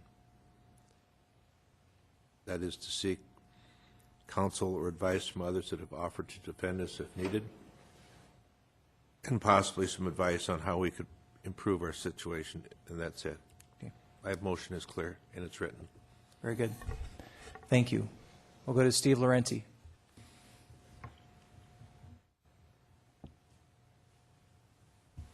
Use my chair.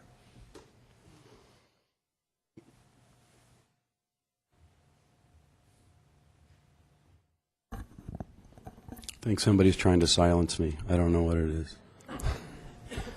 Another one, freedom of speech. I don't know. I'm going to check the connection after I'm done here.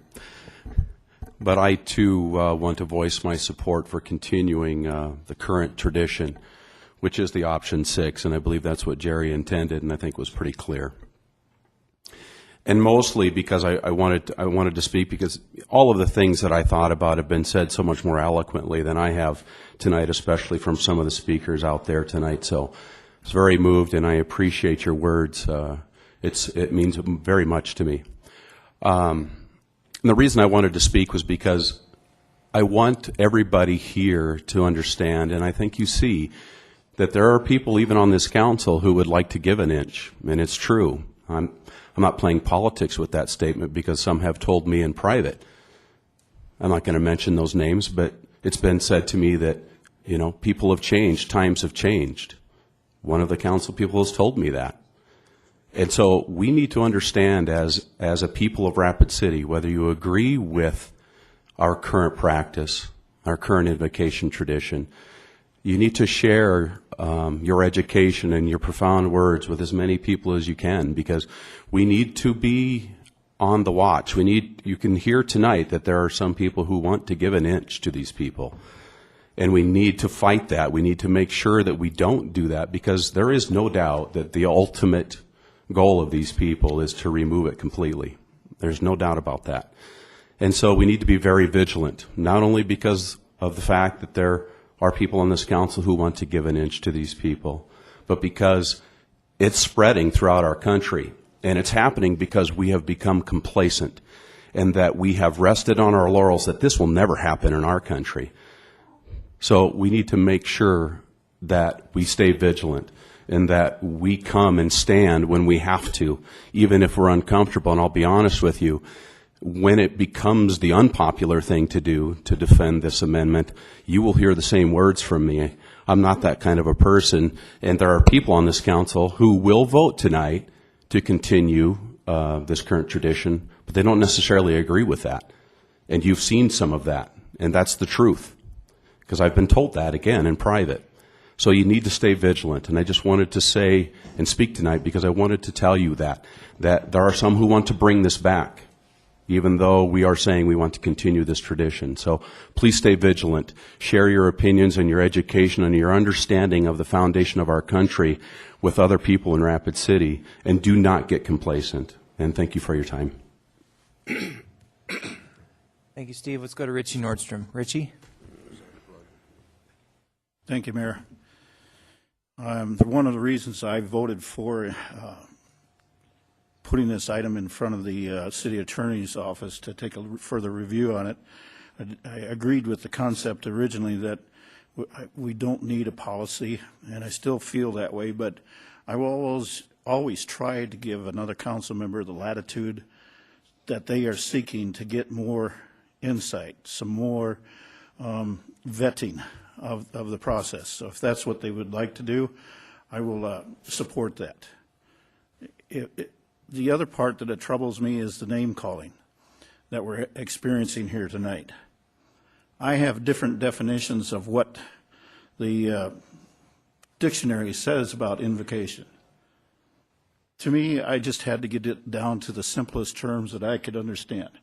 Yes, there are legal definitions of what an invocation is, but for me, I had to go look it up in Webster to see actually what Webster said in this vein. Simply any petitioning or supplication of help or aid. To me, that's what an invocation is. Very simply just asking for a higher power to give me assistance in making decisions. I'm very okay, very comfortable with that. Now, if we're going to start name calling people being domestic terrorists, domestic enemies, that doesn't accomplish anything. In fact, it alienates different groups of people. And it's no help for us to continue doing this. One of our speakers in the public forum also mentioned something to the effect that liberalism is the definition I was hearing was used in a negative tone. I'm sorry, I have a different definition of what liberalism is. And I shouldn't even apologize for that, because I feel liberalism is more along the line of being open-minded.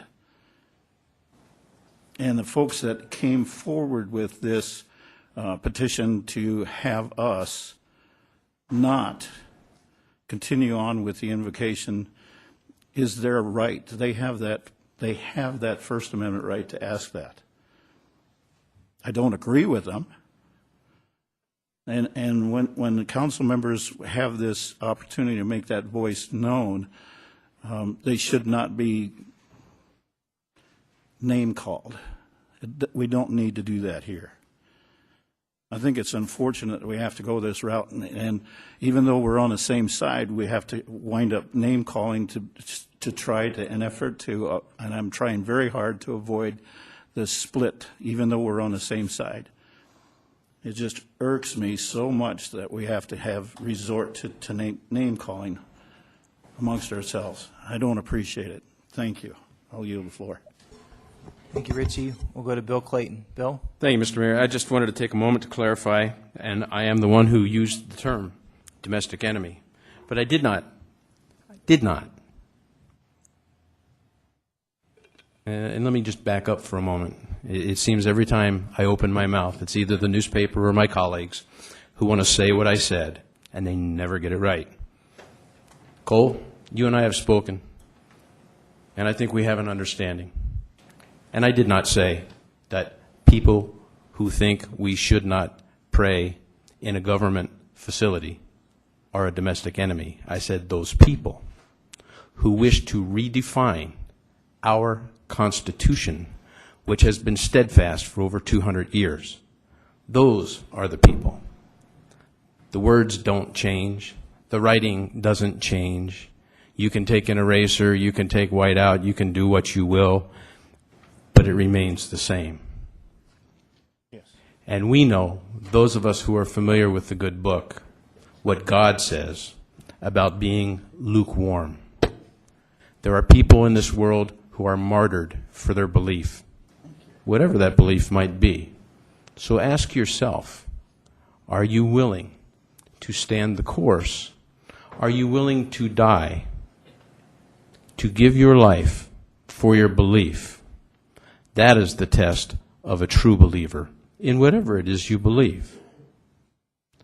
I am willing to do so, just the same as I've stood the course through all the attacks on me over the months that people have read about in the newspaper. I am straight line, not moving. And on this situation, much the same. Straight line. You know where you'll find me. not moving to the left nor to the right down the line. Thank you. Chad Lewis? Call the question. Are there any objections to calling the question? Yes. We do have an objection, and I was hoping to speak as well, but we do have an objection, so we do need a second to the motion to call the question. Okay, we have a motion by Lewis and a second by Wright to call the question, and a yes vote simply means to end debate. It's not a yes or no on the question on the invocation discussion. It is simply a yes is to end debate and a no is to keep debating. All in favor of ending debate, please say aye. Aye. Opposed? No. Roll call, please.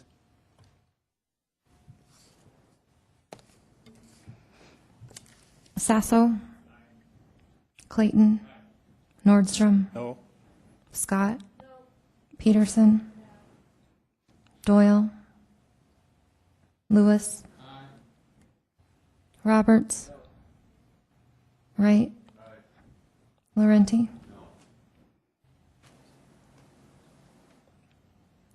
The motion is to keep debating. Okay, we'll go to Bonnie Peterson.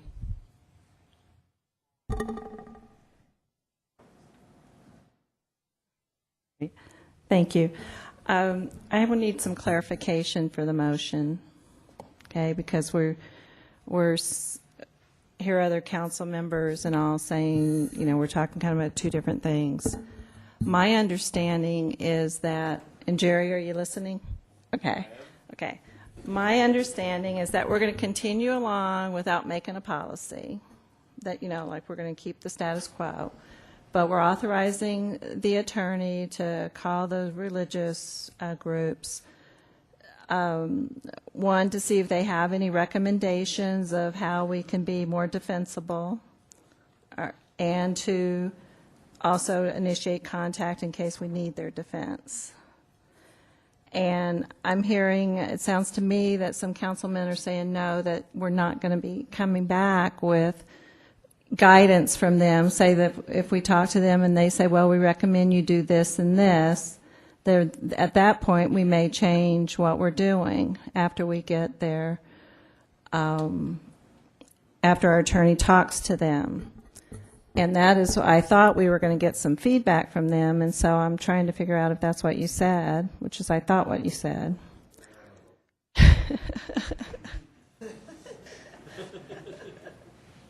Jerry Wright.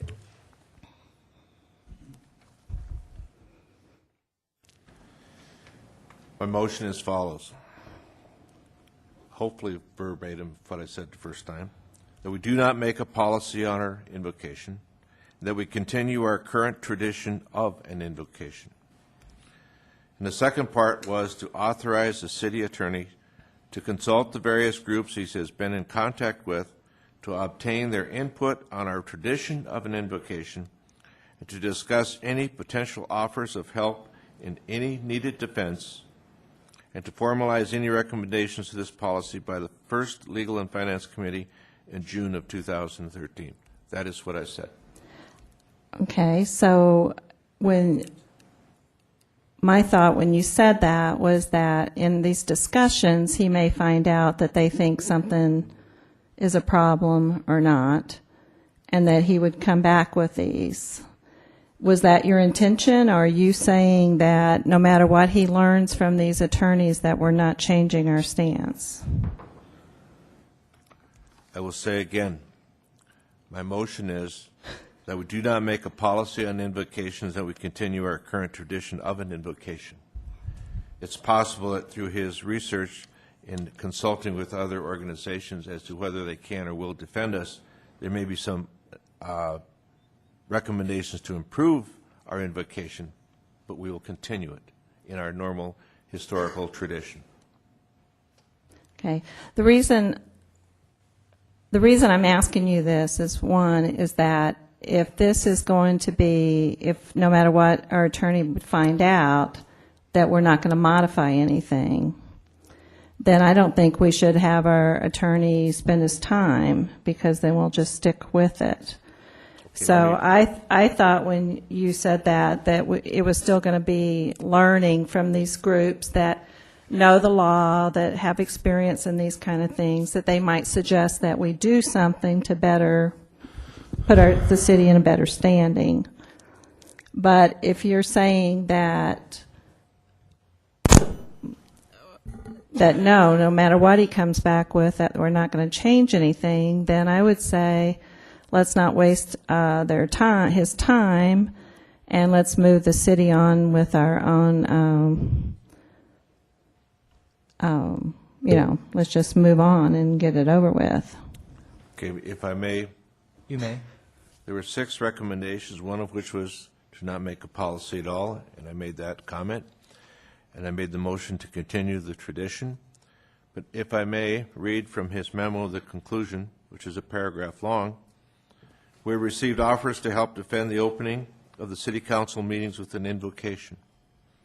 In addition to the direct offers, there are several other organizations which have been identified as potential sources of help. These groups are the Alliance Defending Freedom, the Liberty Council, the Liberty Institute, and the American Center for Law and Justice. Up to this point, I've hesitated to contact these groups personally to avoid the perception that my recommendations or advice were being overly influenced by their input. Now that my recommendations are public, I would like authorization to consult with these groups to get their input on final policy and also discuss potential help in defending any lawsuit should one be filed. In essence, that's what I'm saying. What the attorney said in his concluding statement. So you're saying then that input on policy, that's the point, because it sounds to me from listening to other aldermen that they're saying, no, we're not going to, this is the way it's going to be. And I thought you said that we may get more input about policy. So I don't know if I'm making myself clear. But it's like, if we're not going to change, if we're not going to, if they told us, say, you should really move the invocation up before the meeting, and that's what he finds out, and we're saying, well, we're not going to do that, then why have him find that out? I guess that's what so are we going to take input from them? Would you like me to read that paragraph again? Let's go to our that's what I'm city. asking for, and that's all I said in my motion, and I'll stand on my record that we do not make a policy on our invocation. We continue our current tradition of an invocation, and we authorize the city attorney to consult the various groups he's been in contact with, obtain their input on our tradition of invocation, to discuss any potential offers of help and any needed defense, and to formalize any recommendations to this body by the first Legal and Finance Committee in June of 2013. I don't think I'm going to say it a 4th time. Let's go to Joel Landine, if that's okay. Sure. Joel. Based on the motion, I'm going to talk to these groups. I will communicate to you what they communicate to me. And if they have any major concerns about the direction we're heading, that will be brought to your attention, and you may want to take that into consideration. If they do not have any major concerns, then you can likely keep proceeding down the path you're proceeding down. But if the anticipation is they're going to help us defend this case, I would certainly hope the council would listen to their input and any advice that they may have to put this into a position that makes it defensible should we be sued. Okay. Well, that is what I thought that the motion had made, but some other alder people were saying, or at least made me think what they were saying was that no, that we're not going to listen to anything else that they might say. So that was like, if we find out something pertinent to the defense of our city, I think we need to consider it, and that's what I was trying to say. And so I felt that by saying that I was willing to listen to what these attorneys would tell us and say, no, the law, and they've done this all over the country, that we would be in a better situation. And I felt that some aldermen were saying that we were ready to give, And I'm saying if we're not willing to listen to these experts, then why even ask them the question? So, thank you. Thank you. If it's all right with the council, I'd like to interject for a moment and make some comments, and then we have several other council members that would like to speak. First of all, I'd like to say that the last couple of months have not been a waste of time. I think Joel has done an excellent job on preparing the various options for consideration, and believe that that is his duty to do so. It is not his duty, however, to ultimately decide the course of action for us. It is a decision that we, as the policymakers, have a responsibility to decide. I will say this, that I talked to several people associated with the outside groups, and I was informed the general consensus appeared to be that under no circumstances would it be advised to move the prayer prior to the gavel, because in doing that, based on what happened in Pickens County, South Carolina, and other places, the Freedom from Religion Foundation would not accept that, and the complaints would ultimately continue. However, out of respect for the council and the process, Joel didn't contact the groups and spend a lot of time talking to them, other than simply gathering the memos and offers of support, because we felt that it was per the council direction that he should provide his initial opinion and the options. He did not provide a policy, he simply provided the policy options, and one of those options is not to make a policy. And that is the policy, that is the option that I believe is being adopted tonight, which is to make no policy, to defend our longstanding and cherished tradition, and to consult with the outside groups who have previously offered support regarding continuing the tradition as it is now, with the prayers as part of our council meetings, just like the legislature, just like the United States House, just like the United States Senate. And that is what I understand the motion to be, that is an adoption of option 6, and to have Joel consult with the outside groups. Regarding the longstanding tradition, I want to make a couple of other comments so that these are in the record.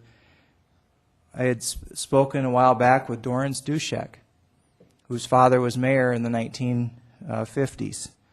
And he remembers his father, Fred Dushek, offering prayers, and he also remembers other pastors in the community offering prayers at council meetings. Bob Connect, who was a city council member from 1960 to 1962, remembers prayer being a time-honored and cherished tradition at that time. And Don Barnett, our beloved former mayor, 1971 to 1975, also recalls prayer being a time-honored and cherished tradition, and also recalls that the prayers were especially sincere in the days, weeks, and months following the 1972 flood. And so I believe that we are on solid ground by adopting option 6, and that's how I'm going to take this motion. I believe that's how Joel is going to take this motion, and to consult with the outside groups and provide an update regarding the defense of our community and this tradition at, I believe it would be the June 12 Legal and Finance meeting. Any further discussion? We'll go to Amanda Scott. Thank you, Mayor. And I would just like to point out a few things that we've already done without a policy. As the mayor has indicated in his words tonight, when he introduced and made the invitation for those who wanted to participate in the invocation tonight, it was an invitation. You did not have to participate. The mayor chose to make that change himself. It did not require a policy. The other changes we've made, Alderman Lewis already pointed out, and it has been really, really great to get the variety of the different invocations that have occurred over the last 8 weeks. That has been really, really nice because it really shows that we have a community of variety, diversity, and yet we're all still willing to come together down here to City Hall. That did not require a policy. So again, I appreciate the motion that Mr. Wright or Alderman Wright has made tonight. We do have a long-standing tradition. I am for keeping the invocation, but it doesn't require a policy to place it in a specific spot on the agenda. And that's all I still, in my mind, am still considering. So like everyone else that has been speaking up here, I am for the invocation, but in my mind, I'm still questioning the placement. That doesn't require a policy, because I am not for a policy at this time. However, as Alderman Peterson brought up, once our city attorney has gone out and visited the different religious organizations and get their feedback, whatever we decide here tonight is not set in stone. We may have to develop a policy. City councils change, just like the citizenry of Rapid City changes, and we need to change with it. But we do need to keep the good, and we do need to stand strong. So I just wanted to remind everybody that I think we are in agreement up here that we don't want a policy, that we do appreciate our long-standing tradition, but we've already made changes. And there may be some other changes that we need to make in order to make sure everyone is comfortable. Thank you. Thank you, Amanda. Just so we're all on the same page as we proceed with the debate, it is important to know that in order to move the prayer to prior to the roll call, that would require a vote of the City Council. It also, actually, I think the ordinance that's on the books would allow the mayor and council president to make that decision. I wouldn't be in support of making that decision, so it would then be coming to the council. It would if the council wanted to do that, they would have to take a vote to move the prayer to prior to the gavel.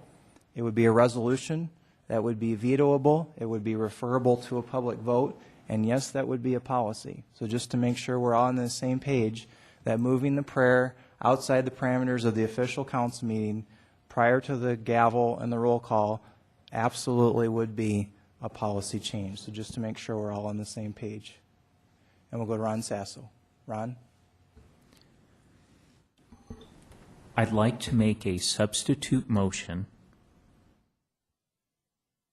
which is to not make any policy and leave it at that. And if I can get a second. Thank you.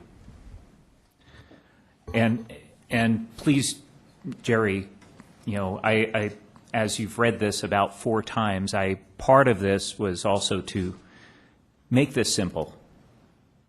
First of all, I think we do have support of prayer here. I think that our city attorney will review information anyway. I don't think we need to formally bring this back, in my opinion. I felt that several months ago that I felt we did not need a policy, and I still feel that. I feel that with what we do works. I feel that bringing it back and continuing to bring it back is only prolonging this and putting it under attack. And to me, I think we're going to continue coming to the same conclusion. And I also believe that the city attorney, without our direction, would still be looking at any options that are available, as the mayor would as well if we were to face any criticism. But I believe we can stay the course on this. So, thank you. Chad Lewis. Pregunta, por favor. Oh, sorry. Call the question. Okay. The question's been called in 2 different languages. Do we have any objections to calling the question? No objections. The question has been called unless there are objections. Okay. We are now going to proceed directly to the vote. And the vote, Heidi, if you could read the substitute motion for us.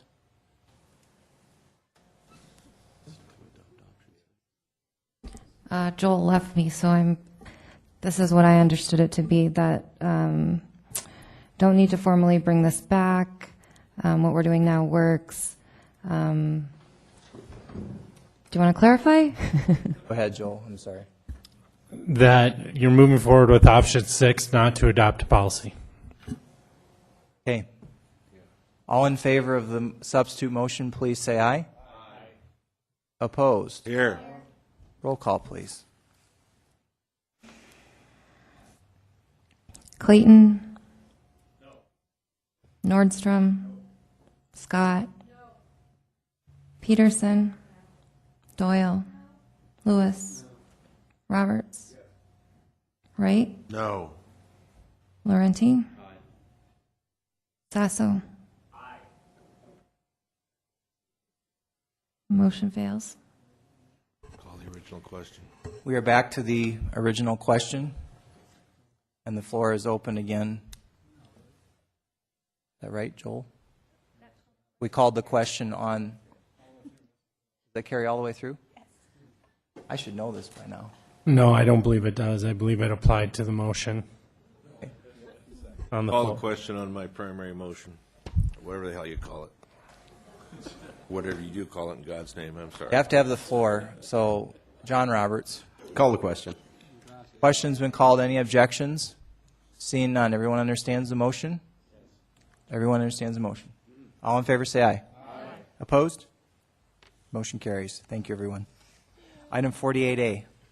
I got old just listening to that. Authorize the mayor and finance officer to sign sales agreement with HMC Incorporated for the purchase of one new Type 3 fire engine in the amount of $279,525 and make a motion to approve. Motion by Scott, second by Laurenti. Any discussion? Seeing none, all in favor say aye. Aye. Opposed? Motion carries. If there is no objection, we'll take a 10-minute recess. Are there any objections? We're in recess. I object.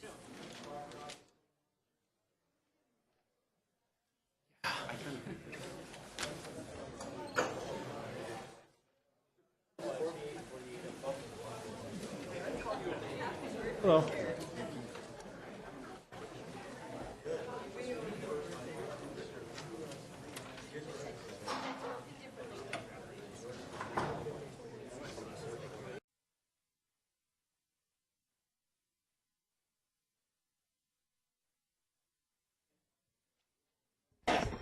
We're going to reconvene shortly. If council members could please take their seats.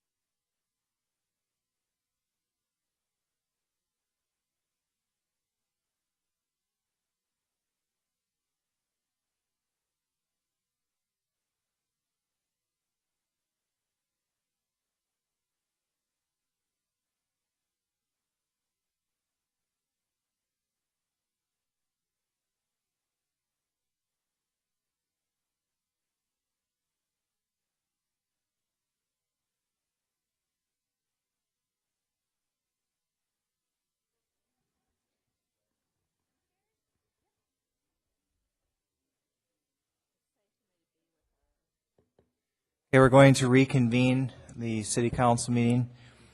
We're going to start with public comment for items 49 through 50. Can we have a motion to open public comment, please? Motion by Scott, second by Doyle. All in favor say aye. Opposed, motion carries. I do not have any speaker request forms for 49 and 50. Am I missing anyone? Seeing none, do we have a motion to close public comment? Motion by Scott, second by Lewis. All in favor say aye.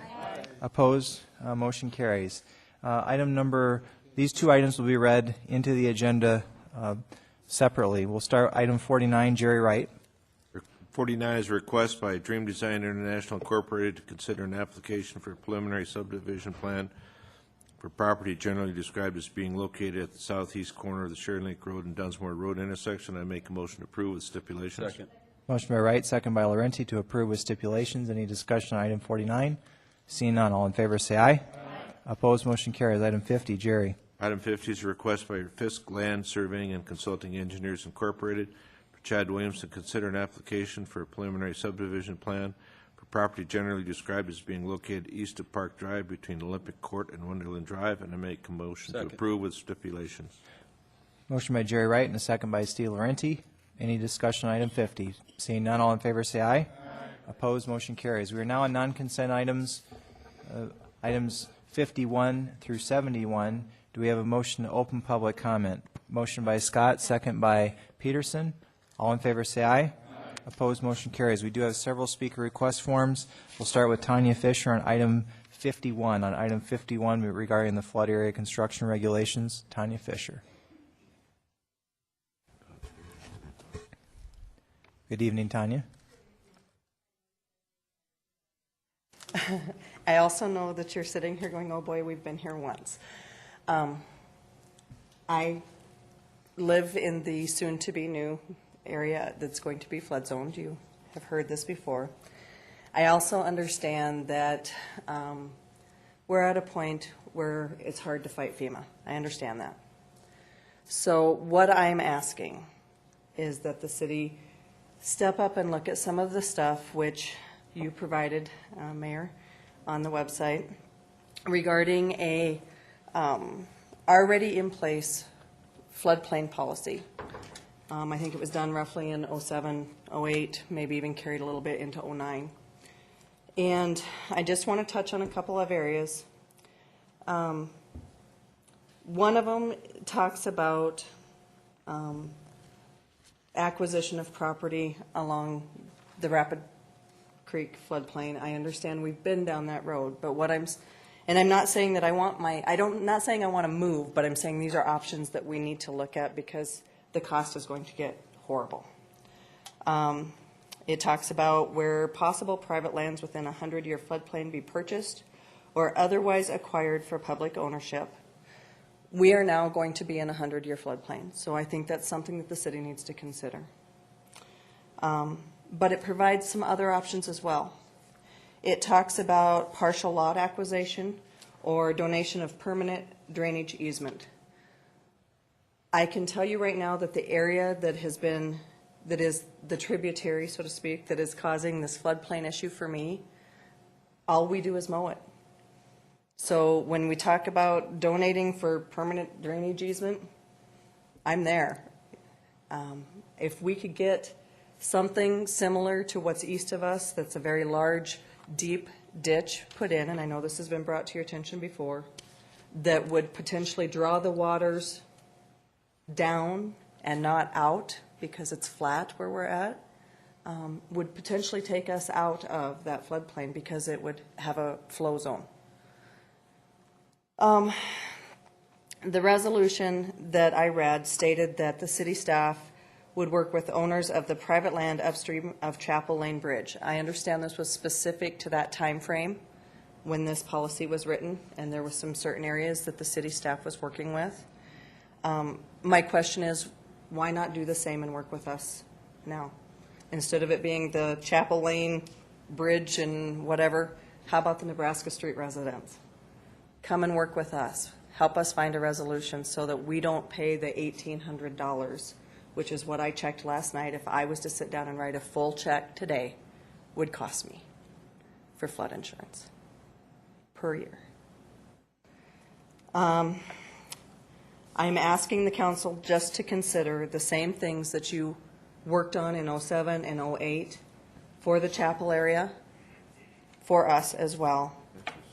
The whole thing that stated was that it was in hopes of reducing the flood insurance costs to the landowners in that area.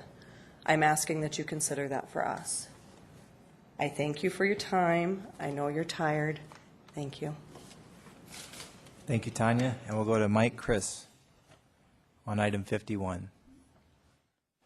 Also on the flood area construction regulations. Thank you, Mr. Mayor. Before I get started tonight, I'd ask your indulgence. Today is my wife Carrie's birthday. I usually try and take her someplace nice for her birthday, and I'm not sure this is it, but I have a feeling that it's going to cost me, so I'm asking for some help. All right, we need a break here anyway. Jerry, would you find the key of C for us? Do what? Would you find the key of C for us? Happy birthday to you. Happy birthday to you. Happy birthday, dear unhappy wife. We don't know your name. Happy birthday to you. Woo! Much. Mike, you have the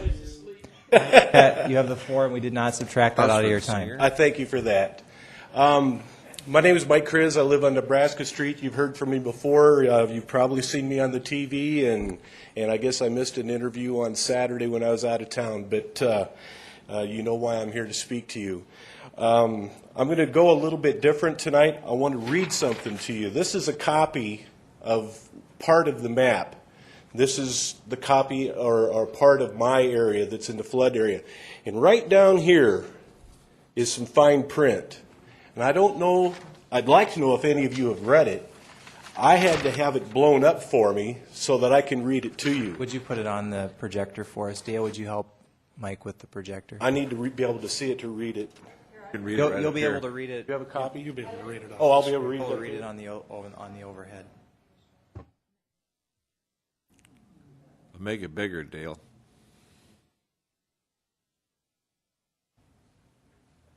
Please.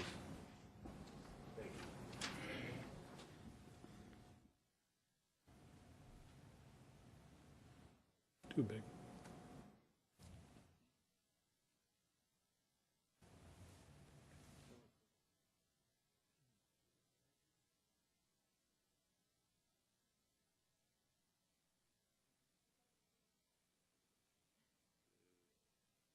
That's all right.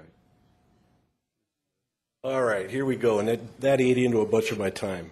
This is what the disclaimer at the bottom of that map says.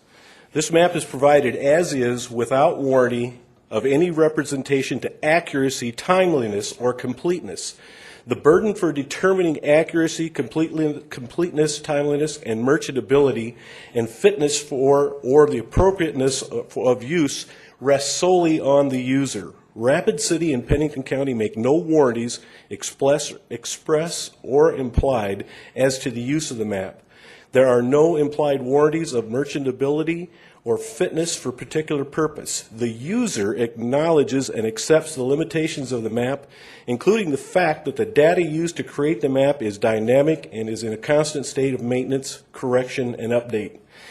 This document does not represent a legal survey of the land. There are no restrictions on the distribution of printed Rapid City, Pennington County maps, other than the City of Rapid City copyright credit notice must be legible on the print. The user agrees to recognize and honor the perpetuity, the copyrights, and other proprietary claims for the maps established or produced by the City of Rapid City or the vendors furnish said items to the City of Rapid City. Now, I'm no legal scholar, I don't claim to be. But the part that says right there that nothing on the map is technically accurate then. No land survey has been done. Nothing has been done. So I don't know how you can accurately, by approving this motion, you're saying that we're going to have to go ahead with flood insurance, but the possibility exists my property isn't in a flood area.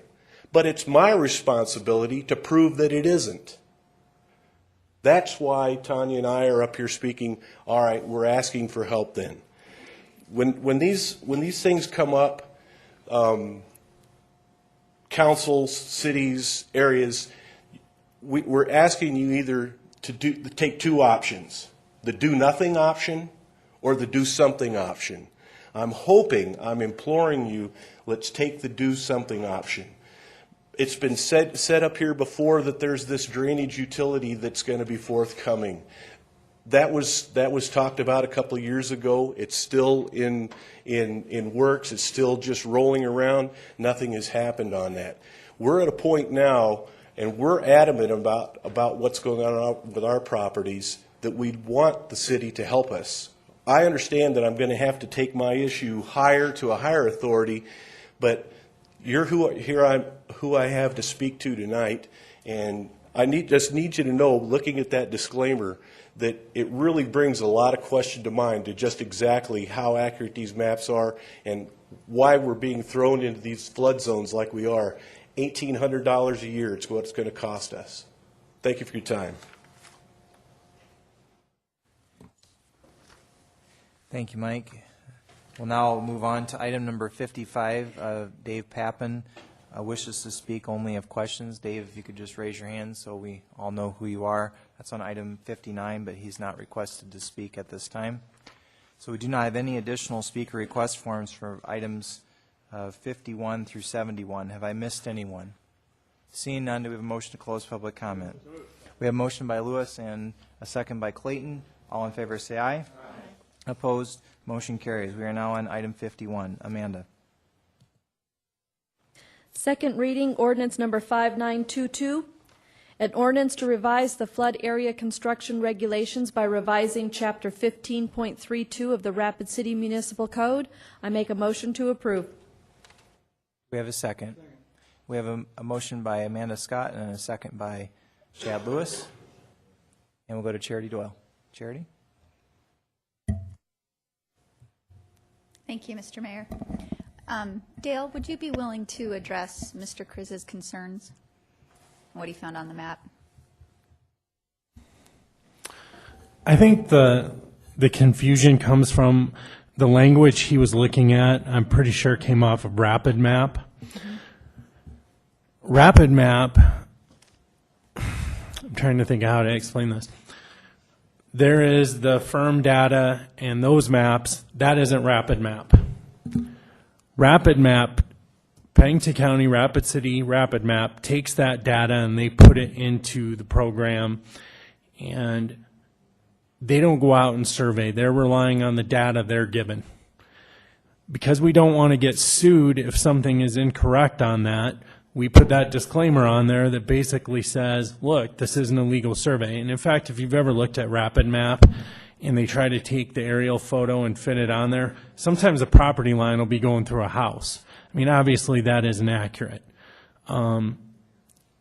That's what there's no certification in the accuracy of this data. If we see something on Rapid Map, for example, somebody looking at Rapid Map thought that a billboard was over the property line, and we explained to them, look, Rapid Map isn't accurate enough for us to determine that. If you want to determine that, you'll need a survey. You have to go out and actually survey it. They took that data that the FEMA provided and they placed it into Rapid Map, but the disclaimer was applicable to Rapid Map, not the firm FEMA map data. Well, I think the question begs to be asked, if some of the underlying data isn't accurate, how can the overlay of the firm data be exactly on? I'll rely on Dale on the accuracy of the firm data. Okay. The Rapid Map data that's out there is not the true firm data. When on June 3rd of this year, the true firm data will be published on the FEMA website, as well as the layer that they give us to include on our GIS. That is the official data. Joel is correct that the disclaimer that Mr. Kriz is reading is off of our Rapid Map, but the official maps will actually be under FEMA's umbrella, if you will. They're the ones that actually hold the official maps. So is it possible when the official maps actually go live, June 3, I believe, Yes. that some of these homes that we've identified as being concerned may not be within the floodplain. I don't believe that to be the case. The data that FEMA used was our GIS data for the elevation, for the vertical that they used to restudy these areas.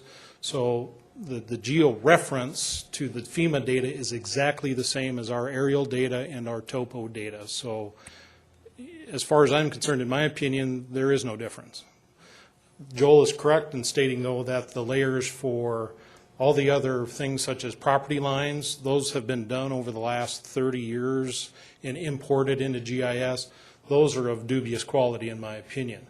But the FEMA data, the aerial photography, and the topographic data were all done together. So to me, there should be no difference at all in those three data sets. Very good, thank you. Thank you, Charity. We'll go to Bill Clayton. Thank you, Mr. Mayor. I've got a couple of things, and sadly, we've got no media here. One, I'd like to thank you, Mayor, and the city staff for the press release that was put together.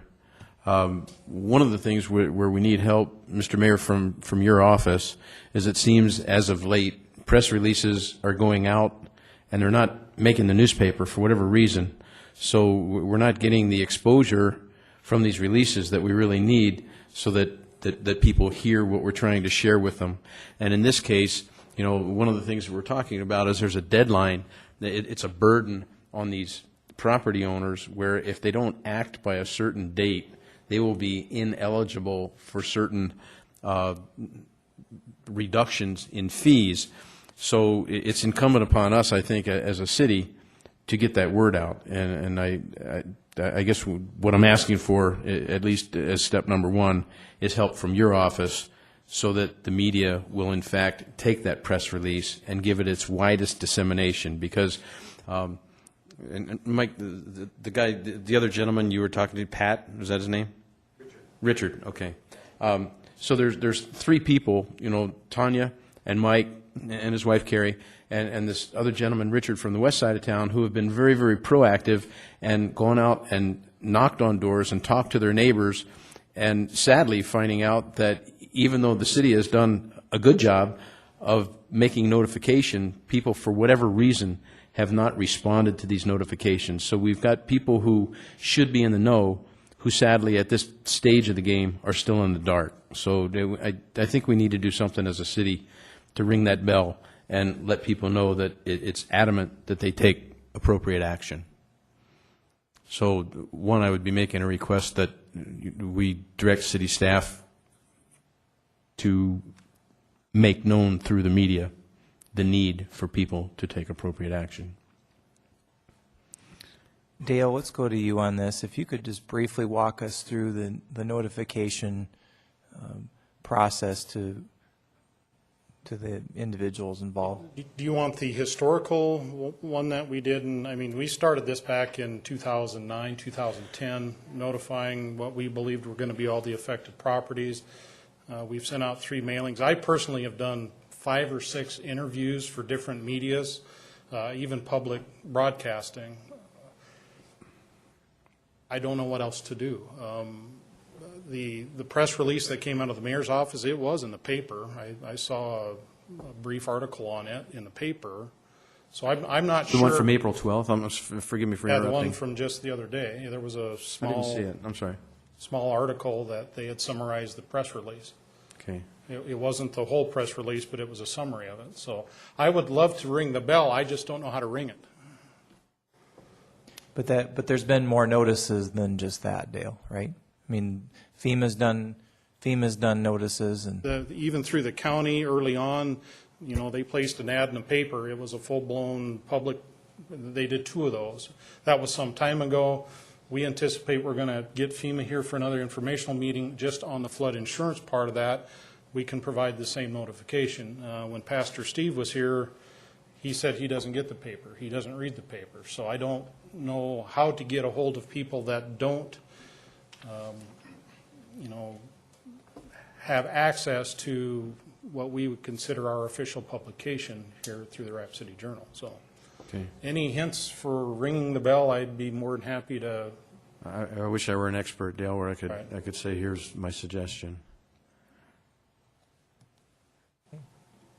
Bill, you still have the floor. Okay, and I'll try to wrap this up. And another thought, one of the things that Tanya and Mike both talked about is the area behind their homes is very, very flat, and if there were a way to reshape that and create a ditch of some sort, a proper one, of course, that would match what is downstream, it seems that it would mitigate their exposure and perhaps even eliminate their exposure.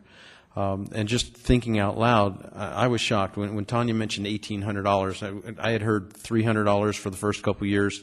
$1,800 is frightening. I can't imagine that kind of burden as a property owner. But I do know there are certain things that we do as a city where there can be assessments, and I think it would be fair, and I think this needs to be part of the discussion when we have a meeting citywide for everybody who's in this exposure to flood. One of the thoughts could be, I think rather than $1,800 year after year, some people might in fact be willing to offer up, donate for permanent drain easement, that land that's not being used anyway, and then even if they had to foot part of the bill, $1,800 a couple of times instead of year after year ad infinitum, I think would be more palatable to have something that was then built behind the houses and then mitigate the exposure forever and remove the necessity for flood insurance. So I'd really like to be thinking in that direction, for you guys as property owners, to be talking to your neighbors about, for us as a city, that as we bring people together in a meeting of this kind, that we have those types of discussions. I believe what you're talking about is certainly a viable solution. We just need to get there. When the folks that we've invited from FEMA to come to town, they're the insurance experts. They know nothing about flood control projects. That, I think, is a discussion for another day. And certainly that goes back to, I think, what I mentioned at the last council meeting. That's a policy decision. If we decide to move forward with building flood control projects, obviously the funding aspect, if there's some sort of agreement with the private property owners about an assessment, I think that will all fit together. We can have those discussions as soon as possible. I don't know when that can be, though. I mean, first thing and foremost thing is we want to make sure that the people have the notification about the flood insurance, because that is probably the most pressing item in front of everyone that's affected, is the flood insurance part of it.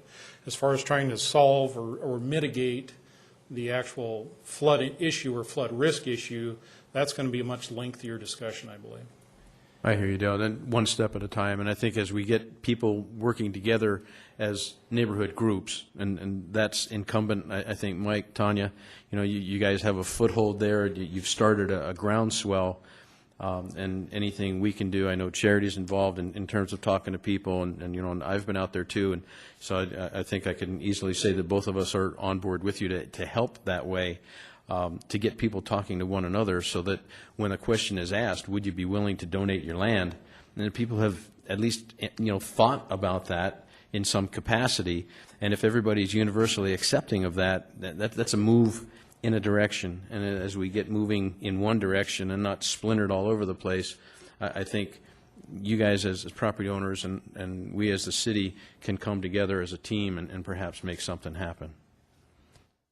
Bill, if I could make a suggestion. Yes, sir. 5 or 6 years ago, we had a floodplain policy review committee. The recommendations from that committee are printed in the flood commemorative booklet and are also linked, I think, to tonight's agenda. One option would be, if you wanted, and I could help you with this, we could talk about this later, would be to bring that committee back in some form and take a look at some options for mitigating, for expanding the acquisition goals, the long-range goals of the city to be more than just the Rapid Creek floodplain, to look at this area as well. And so if you want to work with Dale and Terry and I, and perhaps consider putting an item on the next Public Works agenda for further discussion, that would be, some of that is being looked at through the drainage utility as well, but just wanted to mention that as something to consider. Okay. Thank you. Thank you. Bonnie Peterson.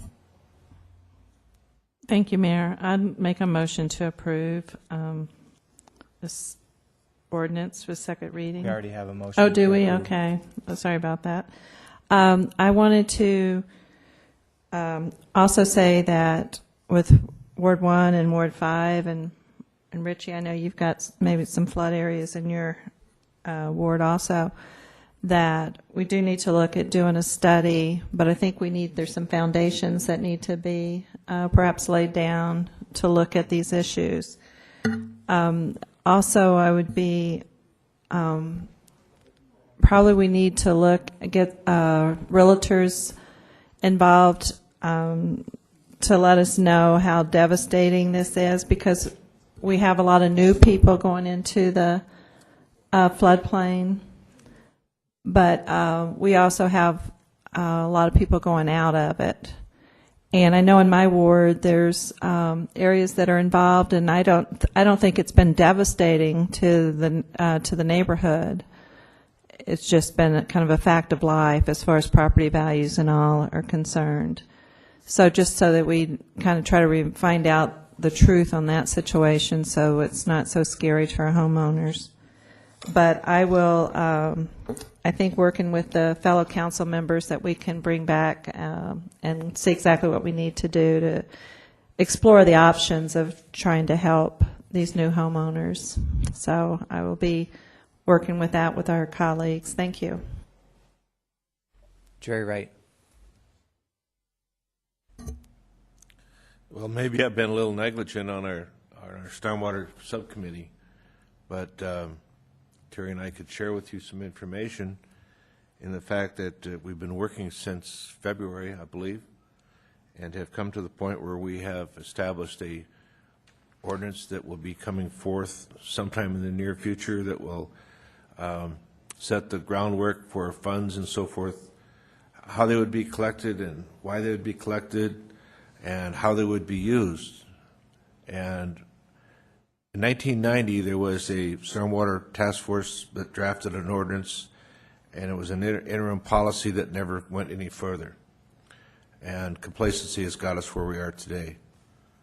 We're looking at a program that would raise, I'll just put some money out, Terry, I know it's a little premature, approximately $4 million a year through a drainage fee that would be tasked to all property owners in the city of Rapid City, and it would be based upon basically the type of land, how pervious it is, if it's a residential lot or an industrial lot or a commercial lot. And we've got some numbers that tell us that we could raise reasonably approximately $3 to $4 million a year. It would give us about $1 million a year for maintenance, which would employ a separate division, much like streets or sewer utility or water utility. They would be available to clean the ditches and the trenches and pipes and so forth, but there'd also be a $3 million available for capital outlay. We've discussed, do we do $3 million a year, or do we look at the $30+ million that are on the short-term absolute need list? And I think one of them is that channel in the Nebraska Centennial area. We could do that $30-some million worth of projects by bonding it and do the work in, I would say, 7 years and pay for it in a 15-year bond. Terry, if I'm anywhere off, please correct me. It's in those numbers. The magic part about this is, yes, it's going to cost us more money to get this and get it done right. If we don't do it, we're going to fight it forever. But Terry went on and using the numbers that he had calculated, the runoff factors and so forth, I don't know what your lot size is, but mine is approximately 10,000 square feet. It's flat as a pancake in the old Canyon Lake area. It would cost me $40 a year. That's about the impact on a quarter-acre lot for residential type property. It's a minimal fee, and it would get us a long ways to solving the type of problems we're having today. I'm sorry it hasn't been brought to you yet. We're just not quite ready to roll it out of the hangar, but we're close. Terry, you want to add? Did I miss anything, or was I accurate? I think you were accurate. I think it's a powerful thing, long overdue, and in the past, I don't know why there was a reluctance to do this, because I guess politicians are afraid to raise taxes or raise fees. But if we don't do it, the alternative is people like you or us are going to be fighting these problems forever, and we're not going to have a solution. This is very affordable, very practical. It's a way to begin to get our infrastructure back where it needs to be. It doesn't solve all the problems, but it's going to go a long ways. And I'm going to ask the support of the community and our council when it finally comes forward. We have problems in Pierce Street, Meade Street, I think up in the parts of Haynes Avenue. Certainly, I will put my plug in for the Dover Street drainage. Other places, and we've just flat neglected them for 50 years. It's too long. And that's an update, and I think it's forthcoming within the next few months or two. I think it's, in some ways, perfect timing. A little late, but perfect timing. Thank you. Thank you, Jerry. Richie Nordstrom. Thank you, Mayor. As far as ringing the bell, Dale, I'm guessing the only way we can do it, and before I get into that, I want to thank you for trying to get the information out to the public. I know your staff as well, has received over 200 phone calls and questions on this, so I believe the word is starting to get out there. I know some of us have gone door to door visiting with some of these people, received phone calls. And additional support for you folks, that's the only thing I can come up with, is that we actually have to go door to door, meaning us, to do this, helping and supporting the ringing the bell. The other thing that we just want to be careful of is the government telling what the press to say out there. So we want to be cautious about that. We want to thank them for the press publishing our press releases, but we want to be careful about us, the city government, telling the press what to print in the newspaper. Just a little bit of information as far as flood insurance. I've been checking on the insurance for my personal property, and the number that I'm coming up with, the maximum amount, would be close to what you folks are experiencing for $1,800. However, I'm in a unique situation. I've got my home paid for it, so I don't have to have the flood insurance.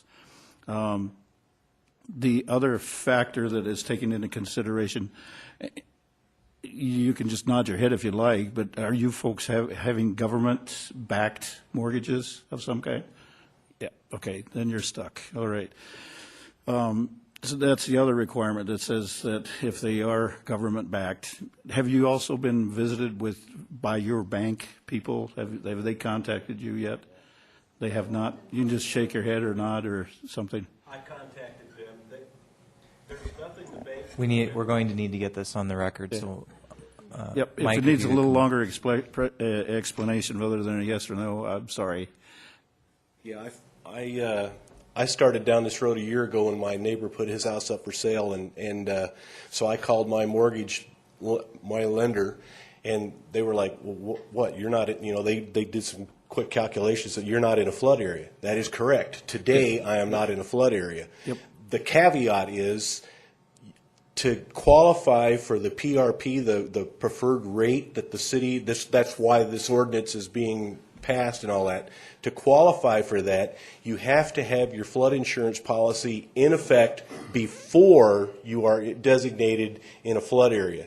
Correct. So I did that a year ago. It was $347. Anybody in the country in Zone X, anybody can go buy flood insurance, and that's what it costs you. Correct. Once we are put in AE, which is what we're going to be, now the light will go on with the mortgage lender. They're going to be contacting me and say, hey, you need flood insurance, and then I'll have to tell them, go look in your paperwork, I have it. But that's the way that program works. You and I are in the same circumstances, however, being a government-backed mortgage, yep, you're in that category that AE is the flood way that you're in, or the flood zone, the flood zone. Okay, it's being in the 100-year flood, and so you and I are in the same category. Correct. And the calculations I did, and there is a calculator on a website that you can do the calculations with. So yeah, it's dependent on your property value, your value, and then however much you add to that for contents and Exactly. and all that. And those rates are going up too. Count on it. That's why we need to pass this ordinance. Thank you, Richie. Ron Sasso. Thank you, Mayor, and just wanted to thank Dale and your staff for all the hard work. And I know we're having meetings over a year ago, and still there, a lot of times and like for instance, I was in a situation where I moved into a home that was at the edge, and so missed that initial notification. And these things happen, I think, and that's it's part of the challenge. And at the same time, it's this is something that we don't have many options other than accepting and approving this ordinance. The only options we really have are looking at how we can move forward, and that's something that I know we've had a lot of discussions. Drainage utility, Pierce Street area was really affected, and as a lot of other areas, Ward 1 affected. I think almost Ward 4 had some. So yeah, a lot of very difficult, but at the same time, definitely applaud Dale and your staff for the hard work that you put in over the last really 2 years on this, at least, I think. So thank you. Bill Clayton. Thank you, Mr. Mayor. Mike, if you don't mind running back up to the microphone real quick. What you had mentioned is while you're in flood zone X, which is basically not a flood zone as I understand it, then your flood insurance as something that any of us could buy Correct. is $300. $347 was mine. Okay, and if it's in effect before you are declared a flood zone when you move into AE, you're eligible for this preferred rate. And that's correct. And it's a 10 or I think Dale might have mentioned it before. I think it's up to 15%. 15%. So is that 15% off of 18? So Off of once we 18. go AE, you jump from 347 to 1800, but perhaps 1800 minus 15%. Minus 10 or 15%, correct. And the minus 15% is if and only if you're in effect prior to be declared a flood zone. Correct. Okay. Does that? That 15% discount is due to our participation in the community rating system. It's CRS, it's called. It's not the preferred. The PRP that he's talking about has to do with the new flood maps. And if you get in before they're adopted, that's the PRP. Right. The CRS is applied citywide, doesn't matter. If he goes and buys insurance today, that 15%, it's 10% today, and May's something or another goes to 15%, gets applied to everybody throughout the city that has flood insurance. All right. So if I can keep all the letters straight, so the PRP plus the CRS, would that be a double discount, possibly? I'm just trying to understand the numbers. I believe it would be, yes. Okay. Mr. Mayor, I guess. I just want to clarify something. The PRP. I need to ask you a question. Tanya, what is it that you'd like to say? Thank you very much. The PRP is only good for the first year, maybe two. So that 300 is only good for the first year, maybe two. It's kind of a grandfathering in. Then we go to that full 1,800, or because Congress has told them to raise the rates, more. So it's a limited time. Okay. Thank you. Let me ask this, Dale. Do we have a list of the property owners that are being put into the Yes. the floodplain, and so we have access to the addresses where we could send out the little blue cards or the green cards. Which we've done twice, and then we sent an actual letter this last time, and we intend to send another postcard to announce the meeting that'll be coming up with the FEMA representatives coming next month.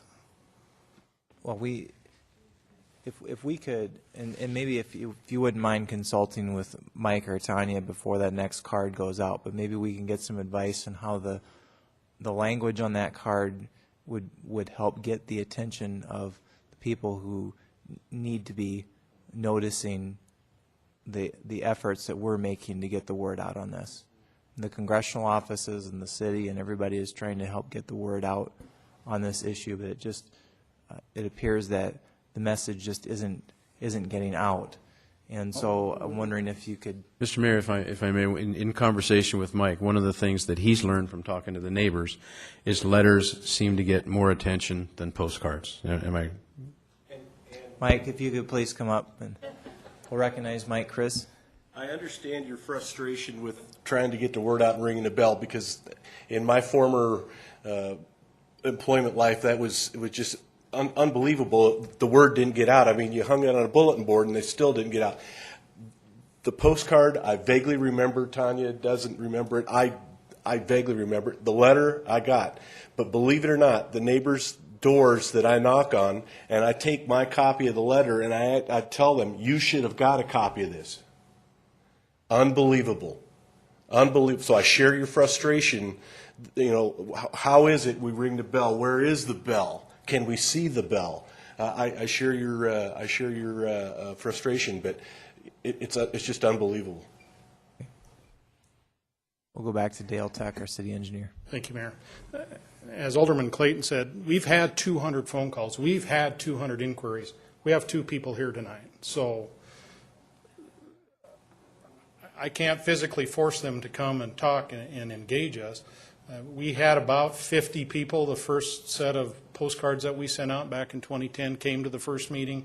The second meeting we had about the same, maybe fewer people. So it's just, I guess I'll draw the comparison to how many people come and vote during an election. It's only a certain part of the electorate. They know that there's an election. It's important to some people and it's not important to other people. We'd love to have 100% participation, 100% involvement. We just can't get there. Thank you. Anything further? Okay. Steve Laurenti. Thank you, Mr. Mayor. I have a couple questions for Dale, if I could, please. And this is really just about the data. If you could clarify for me, and maybe you already said, and I'm going to apologize if you've already gone over this, because I was out for a little bit, but can you speak to a little bit, you said about the overlay, the city's data. Is that, you mentioned photogrammetry, that is, for elevation data, that is not LiDAR, am I correct? That's correct. Okay. Is that, how does that interact with FEMA? Are we providing data to them, or are they you mentioned them, of course, providing data to us. And I've worked in this field a little bit, so I'm a little familiar with it, but just if you could talk about that a little bit. Every couple of years through our GIS, and it's city, county, we fly the city, we take aerial photos, and through the aerial photography, they do photogrammetric survey, if you will, and that's how they determine elevation. And just like any method of survey, it has its accuracy. We do 2-foot contours in the city. That's the information we provided to FEMA that they used to analyze these areas. It's pretty good data. It's the most cost-effective way to survey the entire city of Rapid City without physically sending somebody out with survey equipment, which would take months, if not years, to do manually. Okay. Now, in your area is also the GIS, am I correct? Department? It is not, however, is not. I'm familiar with it. Okay. From that standpoint, is there a way for us to get more accurate data? Because of the situation where we have a lot line running through the middle of a house in this photogrammetry data. So would a better data set give us a better return? Would we actually have houses not in the floodplain? And from my experience, it seemed that LiDAR had become even less expensive and more accurate than photogrammetry and having contour lines drawn. But maybe if you could talk a little bit about that. Yeah, I guess I can't speak to what the cost to do LiDAR is, but if you look at our elevation data and FEMA's mapping as well as our aerial photography, they're very good. We don't see, a house sitting on the edge of a cliff. It's one and the same. It's the same data set, so they correlate very well with one another.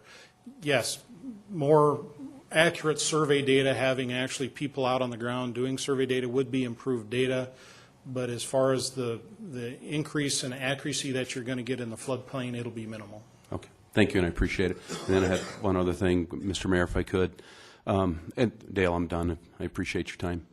I wanted to speak to, because I was maybe speaking a little too loud, and I apologize, but was speaking to Jerry a little bit, but I definitely support the drainage utility as well.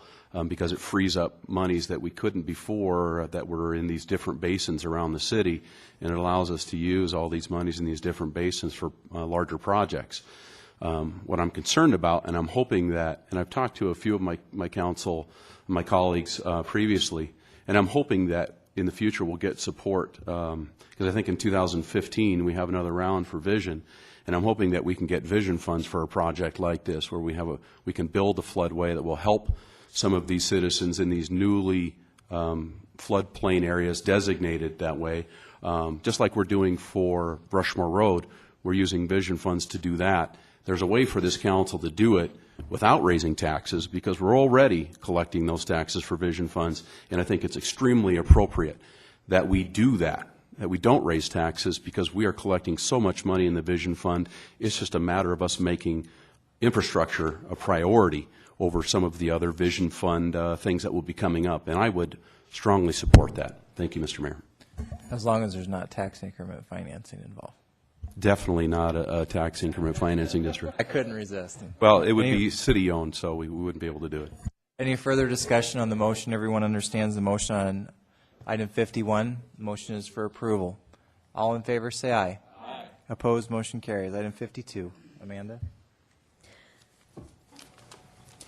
Second reading, ordinance number 5918, an ordinance to amend the term and fees for pawnbroker and secondhand dealer licenses by amending section 5.36.030 and 5.36040 of the Rapid City Municipal Code. I make a motion to approve. We have a motion by Scott and a second by John Roberts. Any discussion? Seeing none, all in favor say aye. Aye. Opposed, motion carries. Second reading, ordinance number 5919, an ordinance to amend the term and fees for security guard licenses by amending sections 5.52.060, 5.52.070, and 5.52.080 of the Rapid City Municipal Code. I make a motion to approve. Second. Motion by Scott, second by Peterson to approve item 53. Any discussion? Seeing none, all in favor say aye. Aye. Opposed? Motion carries. 54. Second reading, ordinance number 5920, an ordinance to amend the term and fees for taxi cab licenses by amending sections 5.60.070, 5.60.140, and 5.60.150 of the Rapid City Municipal Code. I make a motion to approve. Motion by Scott, second by Laurenti. Any discussion? Seeing none, all in favor say aye. Aye. Opposed? Motion carries. Second reading, ordinance number 5921, an ordinance to amend the term and fees for adult-oriented businesses licenses by amending sections 5.70.050 and 5.70.070 of the Rapid City Municipal Code. Make a motion to approve. Second. Motion by Scott, second by Peterson. Any discussion? Seeing none, all in favor say aye. Aye. Opposed? Motion carries. 56. Second reading, ordinance number 5923, an ordinance to amend the term and fees of trenching contractors' licenses by amending section 13.24.040 of the Rapid City Municipal Code. I make a motion to approve. Motion by Scott, second by Lewis. Any discussion? Seeing none, all in favor say aye. Opposed? Motion carries. 57. First reading, ordinance number 5925, an ordinance repealing bicycle registration requirements by amending Chapter 10.64 of the Rapid City Municipal Code. Make a motion to approve. Second. We have a motion by Scott and a second by Nordstrom to approve. Any discussion? Ron Sasso. Thank you, Mayor. Just making government just a little smaller here. Anybody hadn't gotten their bicycles licensed, I would probably assume most people haven't. Don't do it. Wait. So anyway, this is just one of those things that was on the books that we really didn't need. And Bike and Pedestrian Master Plan that we approved had also recommended this. So anyway, thank you. Thank you, Ron. And that generated 3 more lights, by the way. So we'll go to Jerry Wright. I think it's time for a little historic perspective. Oh, yeah, you're going to get it. I don't think, when I was a kid, the license was not installed for fee raisers to help us find our bikes when they got stolen. Thank you. Thank you, Jerry. We'll go to Steve Laurenti. Thank you, Mr. Mayor, and I just wanted to thank the council for their unanimous vote on this in approval, as my rock hopper will now be legal. Thank you very much. All right. Any further discussion? All in favor, say aye. All in favor, say aye. Aye. Opposed? Motion carries. Thank you. Item 58, Amanda. First reading, ordinance number 5927, an ordinance to codify the terms of office of department directors by adding section 2.04.025 to the Rapid City Municipal Code. I'd like to make a friendly amendment on this one. There's some language on here that includes, the title of this says department directors, but it also includes the executive assistant to the mayor's office. I'd like to have that position separated. And so this would read strictly just the department directors, and we would deal with the executive assistant to the mayor in another document. Okay, so if I can parse this out here, we have a motion to approve first reading of ordinance 5927, and to strip out the language regarding the mayor's office, council office, executive assistant, and put that in a separate ordinance amendment. And then that would come through for first reading at the next Legal and Finance when this one comes through for second reading. Did I fairly? Yes, correct. Cover that? Everyone understands the motion? And by the way, I agree with it. I think it's a good way to do it. So be a good idea. And you can vote in a foreign language if you would like. And by the way, people were wondering why I was laughing earlier. It's because we had somebody up here seconding motions in foreign languages. So. All right. Any further discussion? All in favor say aye. Aye. Opposed? Motion carries. Item 59.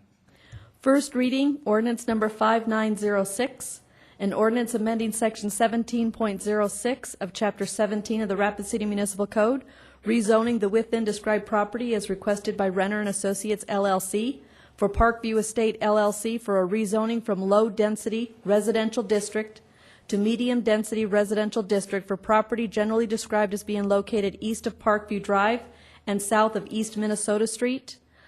I make a motion to approve in conjunction with a final planned development overlay. Second. We have a motion by Scott and a second by Peterson, and the applicant has been patiently waiting, so if there's any questions, now is the time to ask. Any discussion on item 59? All in favor say aye. Aye. Opposed? Motion carries.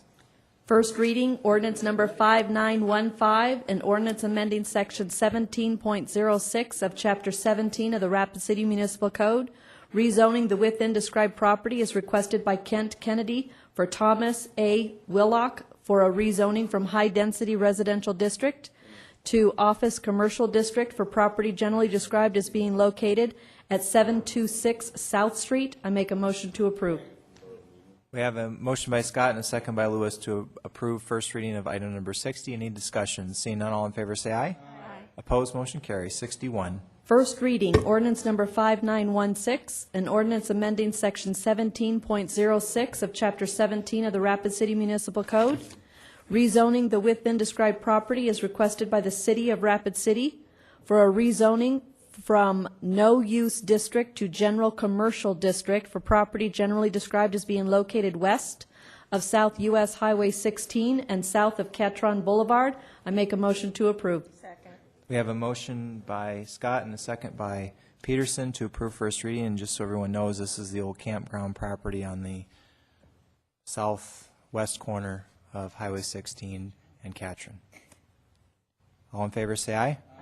Opposed? Motion carries. Bids. First item for bid is the pavement rehabilitation project for Wisconsin Avenue and Oak Avenue area. We received 2 bids on this project. Recommendation is to award to Hills Materials, Inc. in the amount of $119,787.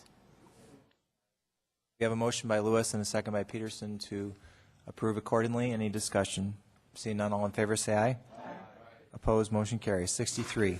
63 is a pavement rehabilitation project for the Bengal Drive area. Again, we received 2 bids on this project. Recommendation is to award the bid to Hills Materials in the amount of $64,980.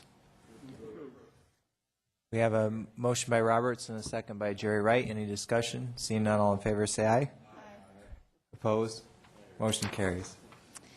64 is for a pavement rehabilitation project for Heights and Cliff Drive. We received 3 bids on this project. Recommendation is to award to J&J Asphalt Company in the amount of $57,100.50. Motion by Peterson, second by Sasso. Any discussion? Seeing none, all in favor say aye. Opposed? Motion carries. 65 is for the Kansas City Streets Reconstruction Project, 5th Street to East Boulevard. We received 2 bids on this project. Recommendation is to award the base bid plus alternate 1 to Mainline Contracting, Inc. in the total amount of $3,314,757.63. We have a motion by Peterson and a second by Nordstrom to approve, and the advertising authority on this was? $4,160,000. And the low bid came in at $3.3 million. All in favor say aye. Opposed? Motion carries. 66. 66 is for a compost screen. We received 1 bid on this item. Recommendation is to award it, and I didn't reprint that, to award it to Midwest Recon LLC in the amount of $375,000. Okay, we have a motion by Peterson and a second by Amanda Scott to award to Midwest Recon LLC for $375,000. All in favor say aye. Opposed? Motion carries. 67 is for aluminum sulfate for the Water Division. We received 2 bids on this. Recommendation is to award to Thatcher Company of Montana in the amount of $59,568. We have a motion by Peterson, second by Scott. All in favor say aye. Opposed? Motion carries. 68 is for citric acid, again for the Water Division. Recommendation is to award to the sole bidder, Hawkins, Inc., in the amount of $5,670. We have a motion by Peterson and a second by Roberts. All in favor say aye. Opposed? Motion carries. Next item is the sodium bisulfite for the Water Division. Again, we received 1 bid from Hawkins, Inc., and the recommendation is to award the bid to them in the amount of $1,260. Motion by Peterson, second by Nordstrom. Any discussion? Seeing none, all in favor say aye. Opposed? Motion carries. 70 is for sodium hydroxide for the Water Division. 1 bid was received. Recommendation is to award to Hawkins, Inc. in the amount of $2,210. Motion by Peterson, second by Doyle. Any discussion? Seeing none, all in favor say aye. Opposed? Motion carries. Final bid is for sodium hypochlorite for the Water Division. Again, just 1 bid received. Recommendation is to award to Hawkins, Inc. in the amount of $108,500. Motion by Peterson, second by Scott. Any discussion? Seeing none, all in favor say aye. Opposed? Motion carries. I know that was a bit of a tedious chemistry lesson, but Terry, as I understand it, we saved how much by bidding it out separately like this? I recall we rejected bids about a month ago. We rebid them, and we saved about $30,000. Good job. High five. Appreciate your leadership on that, Terry. We'll now go to public hearing items 72 through 75. I do not have any speaker request forms on 72 through 75. Do we have a motion to open public hearing? Motion by Doyle, second by Peterson. All in favor say aye. Opposed? Motion carries. We have a motion to close public hearing. Okay, we have a motion by Peterson and a second by Scott to close public hearing. All in favor say aye. Opposed? Motion carries. We are now on consent public hearing items 72 through 5. Would anybody like to remove any of these items? Okay. Would anybody like to remove any of these items for separate consideration? Seeing none, do we have a motion to approve 72 through 5? Motion by Scott, second by Peterson to approve items 72 through 75 all at once. All in favor say aye. Opposed? Motion carries. Bill lists. Pauline. Thank you, Mayor. There are no additions to the bill list that is attached. Therefore, the total is $4,626,985.78. Motion by Wright, second by Peterson to approve. Any discussion? Seeing none. All in favor say aye. Opposed? Motion carries. We have a motion to adjourn. Motion by Scott, second by Lewis. All in favor say aye. Opposed? Motion carries. We're adjourned. Thank you, everyone.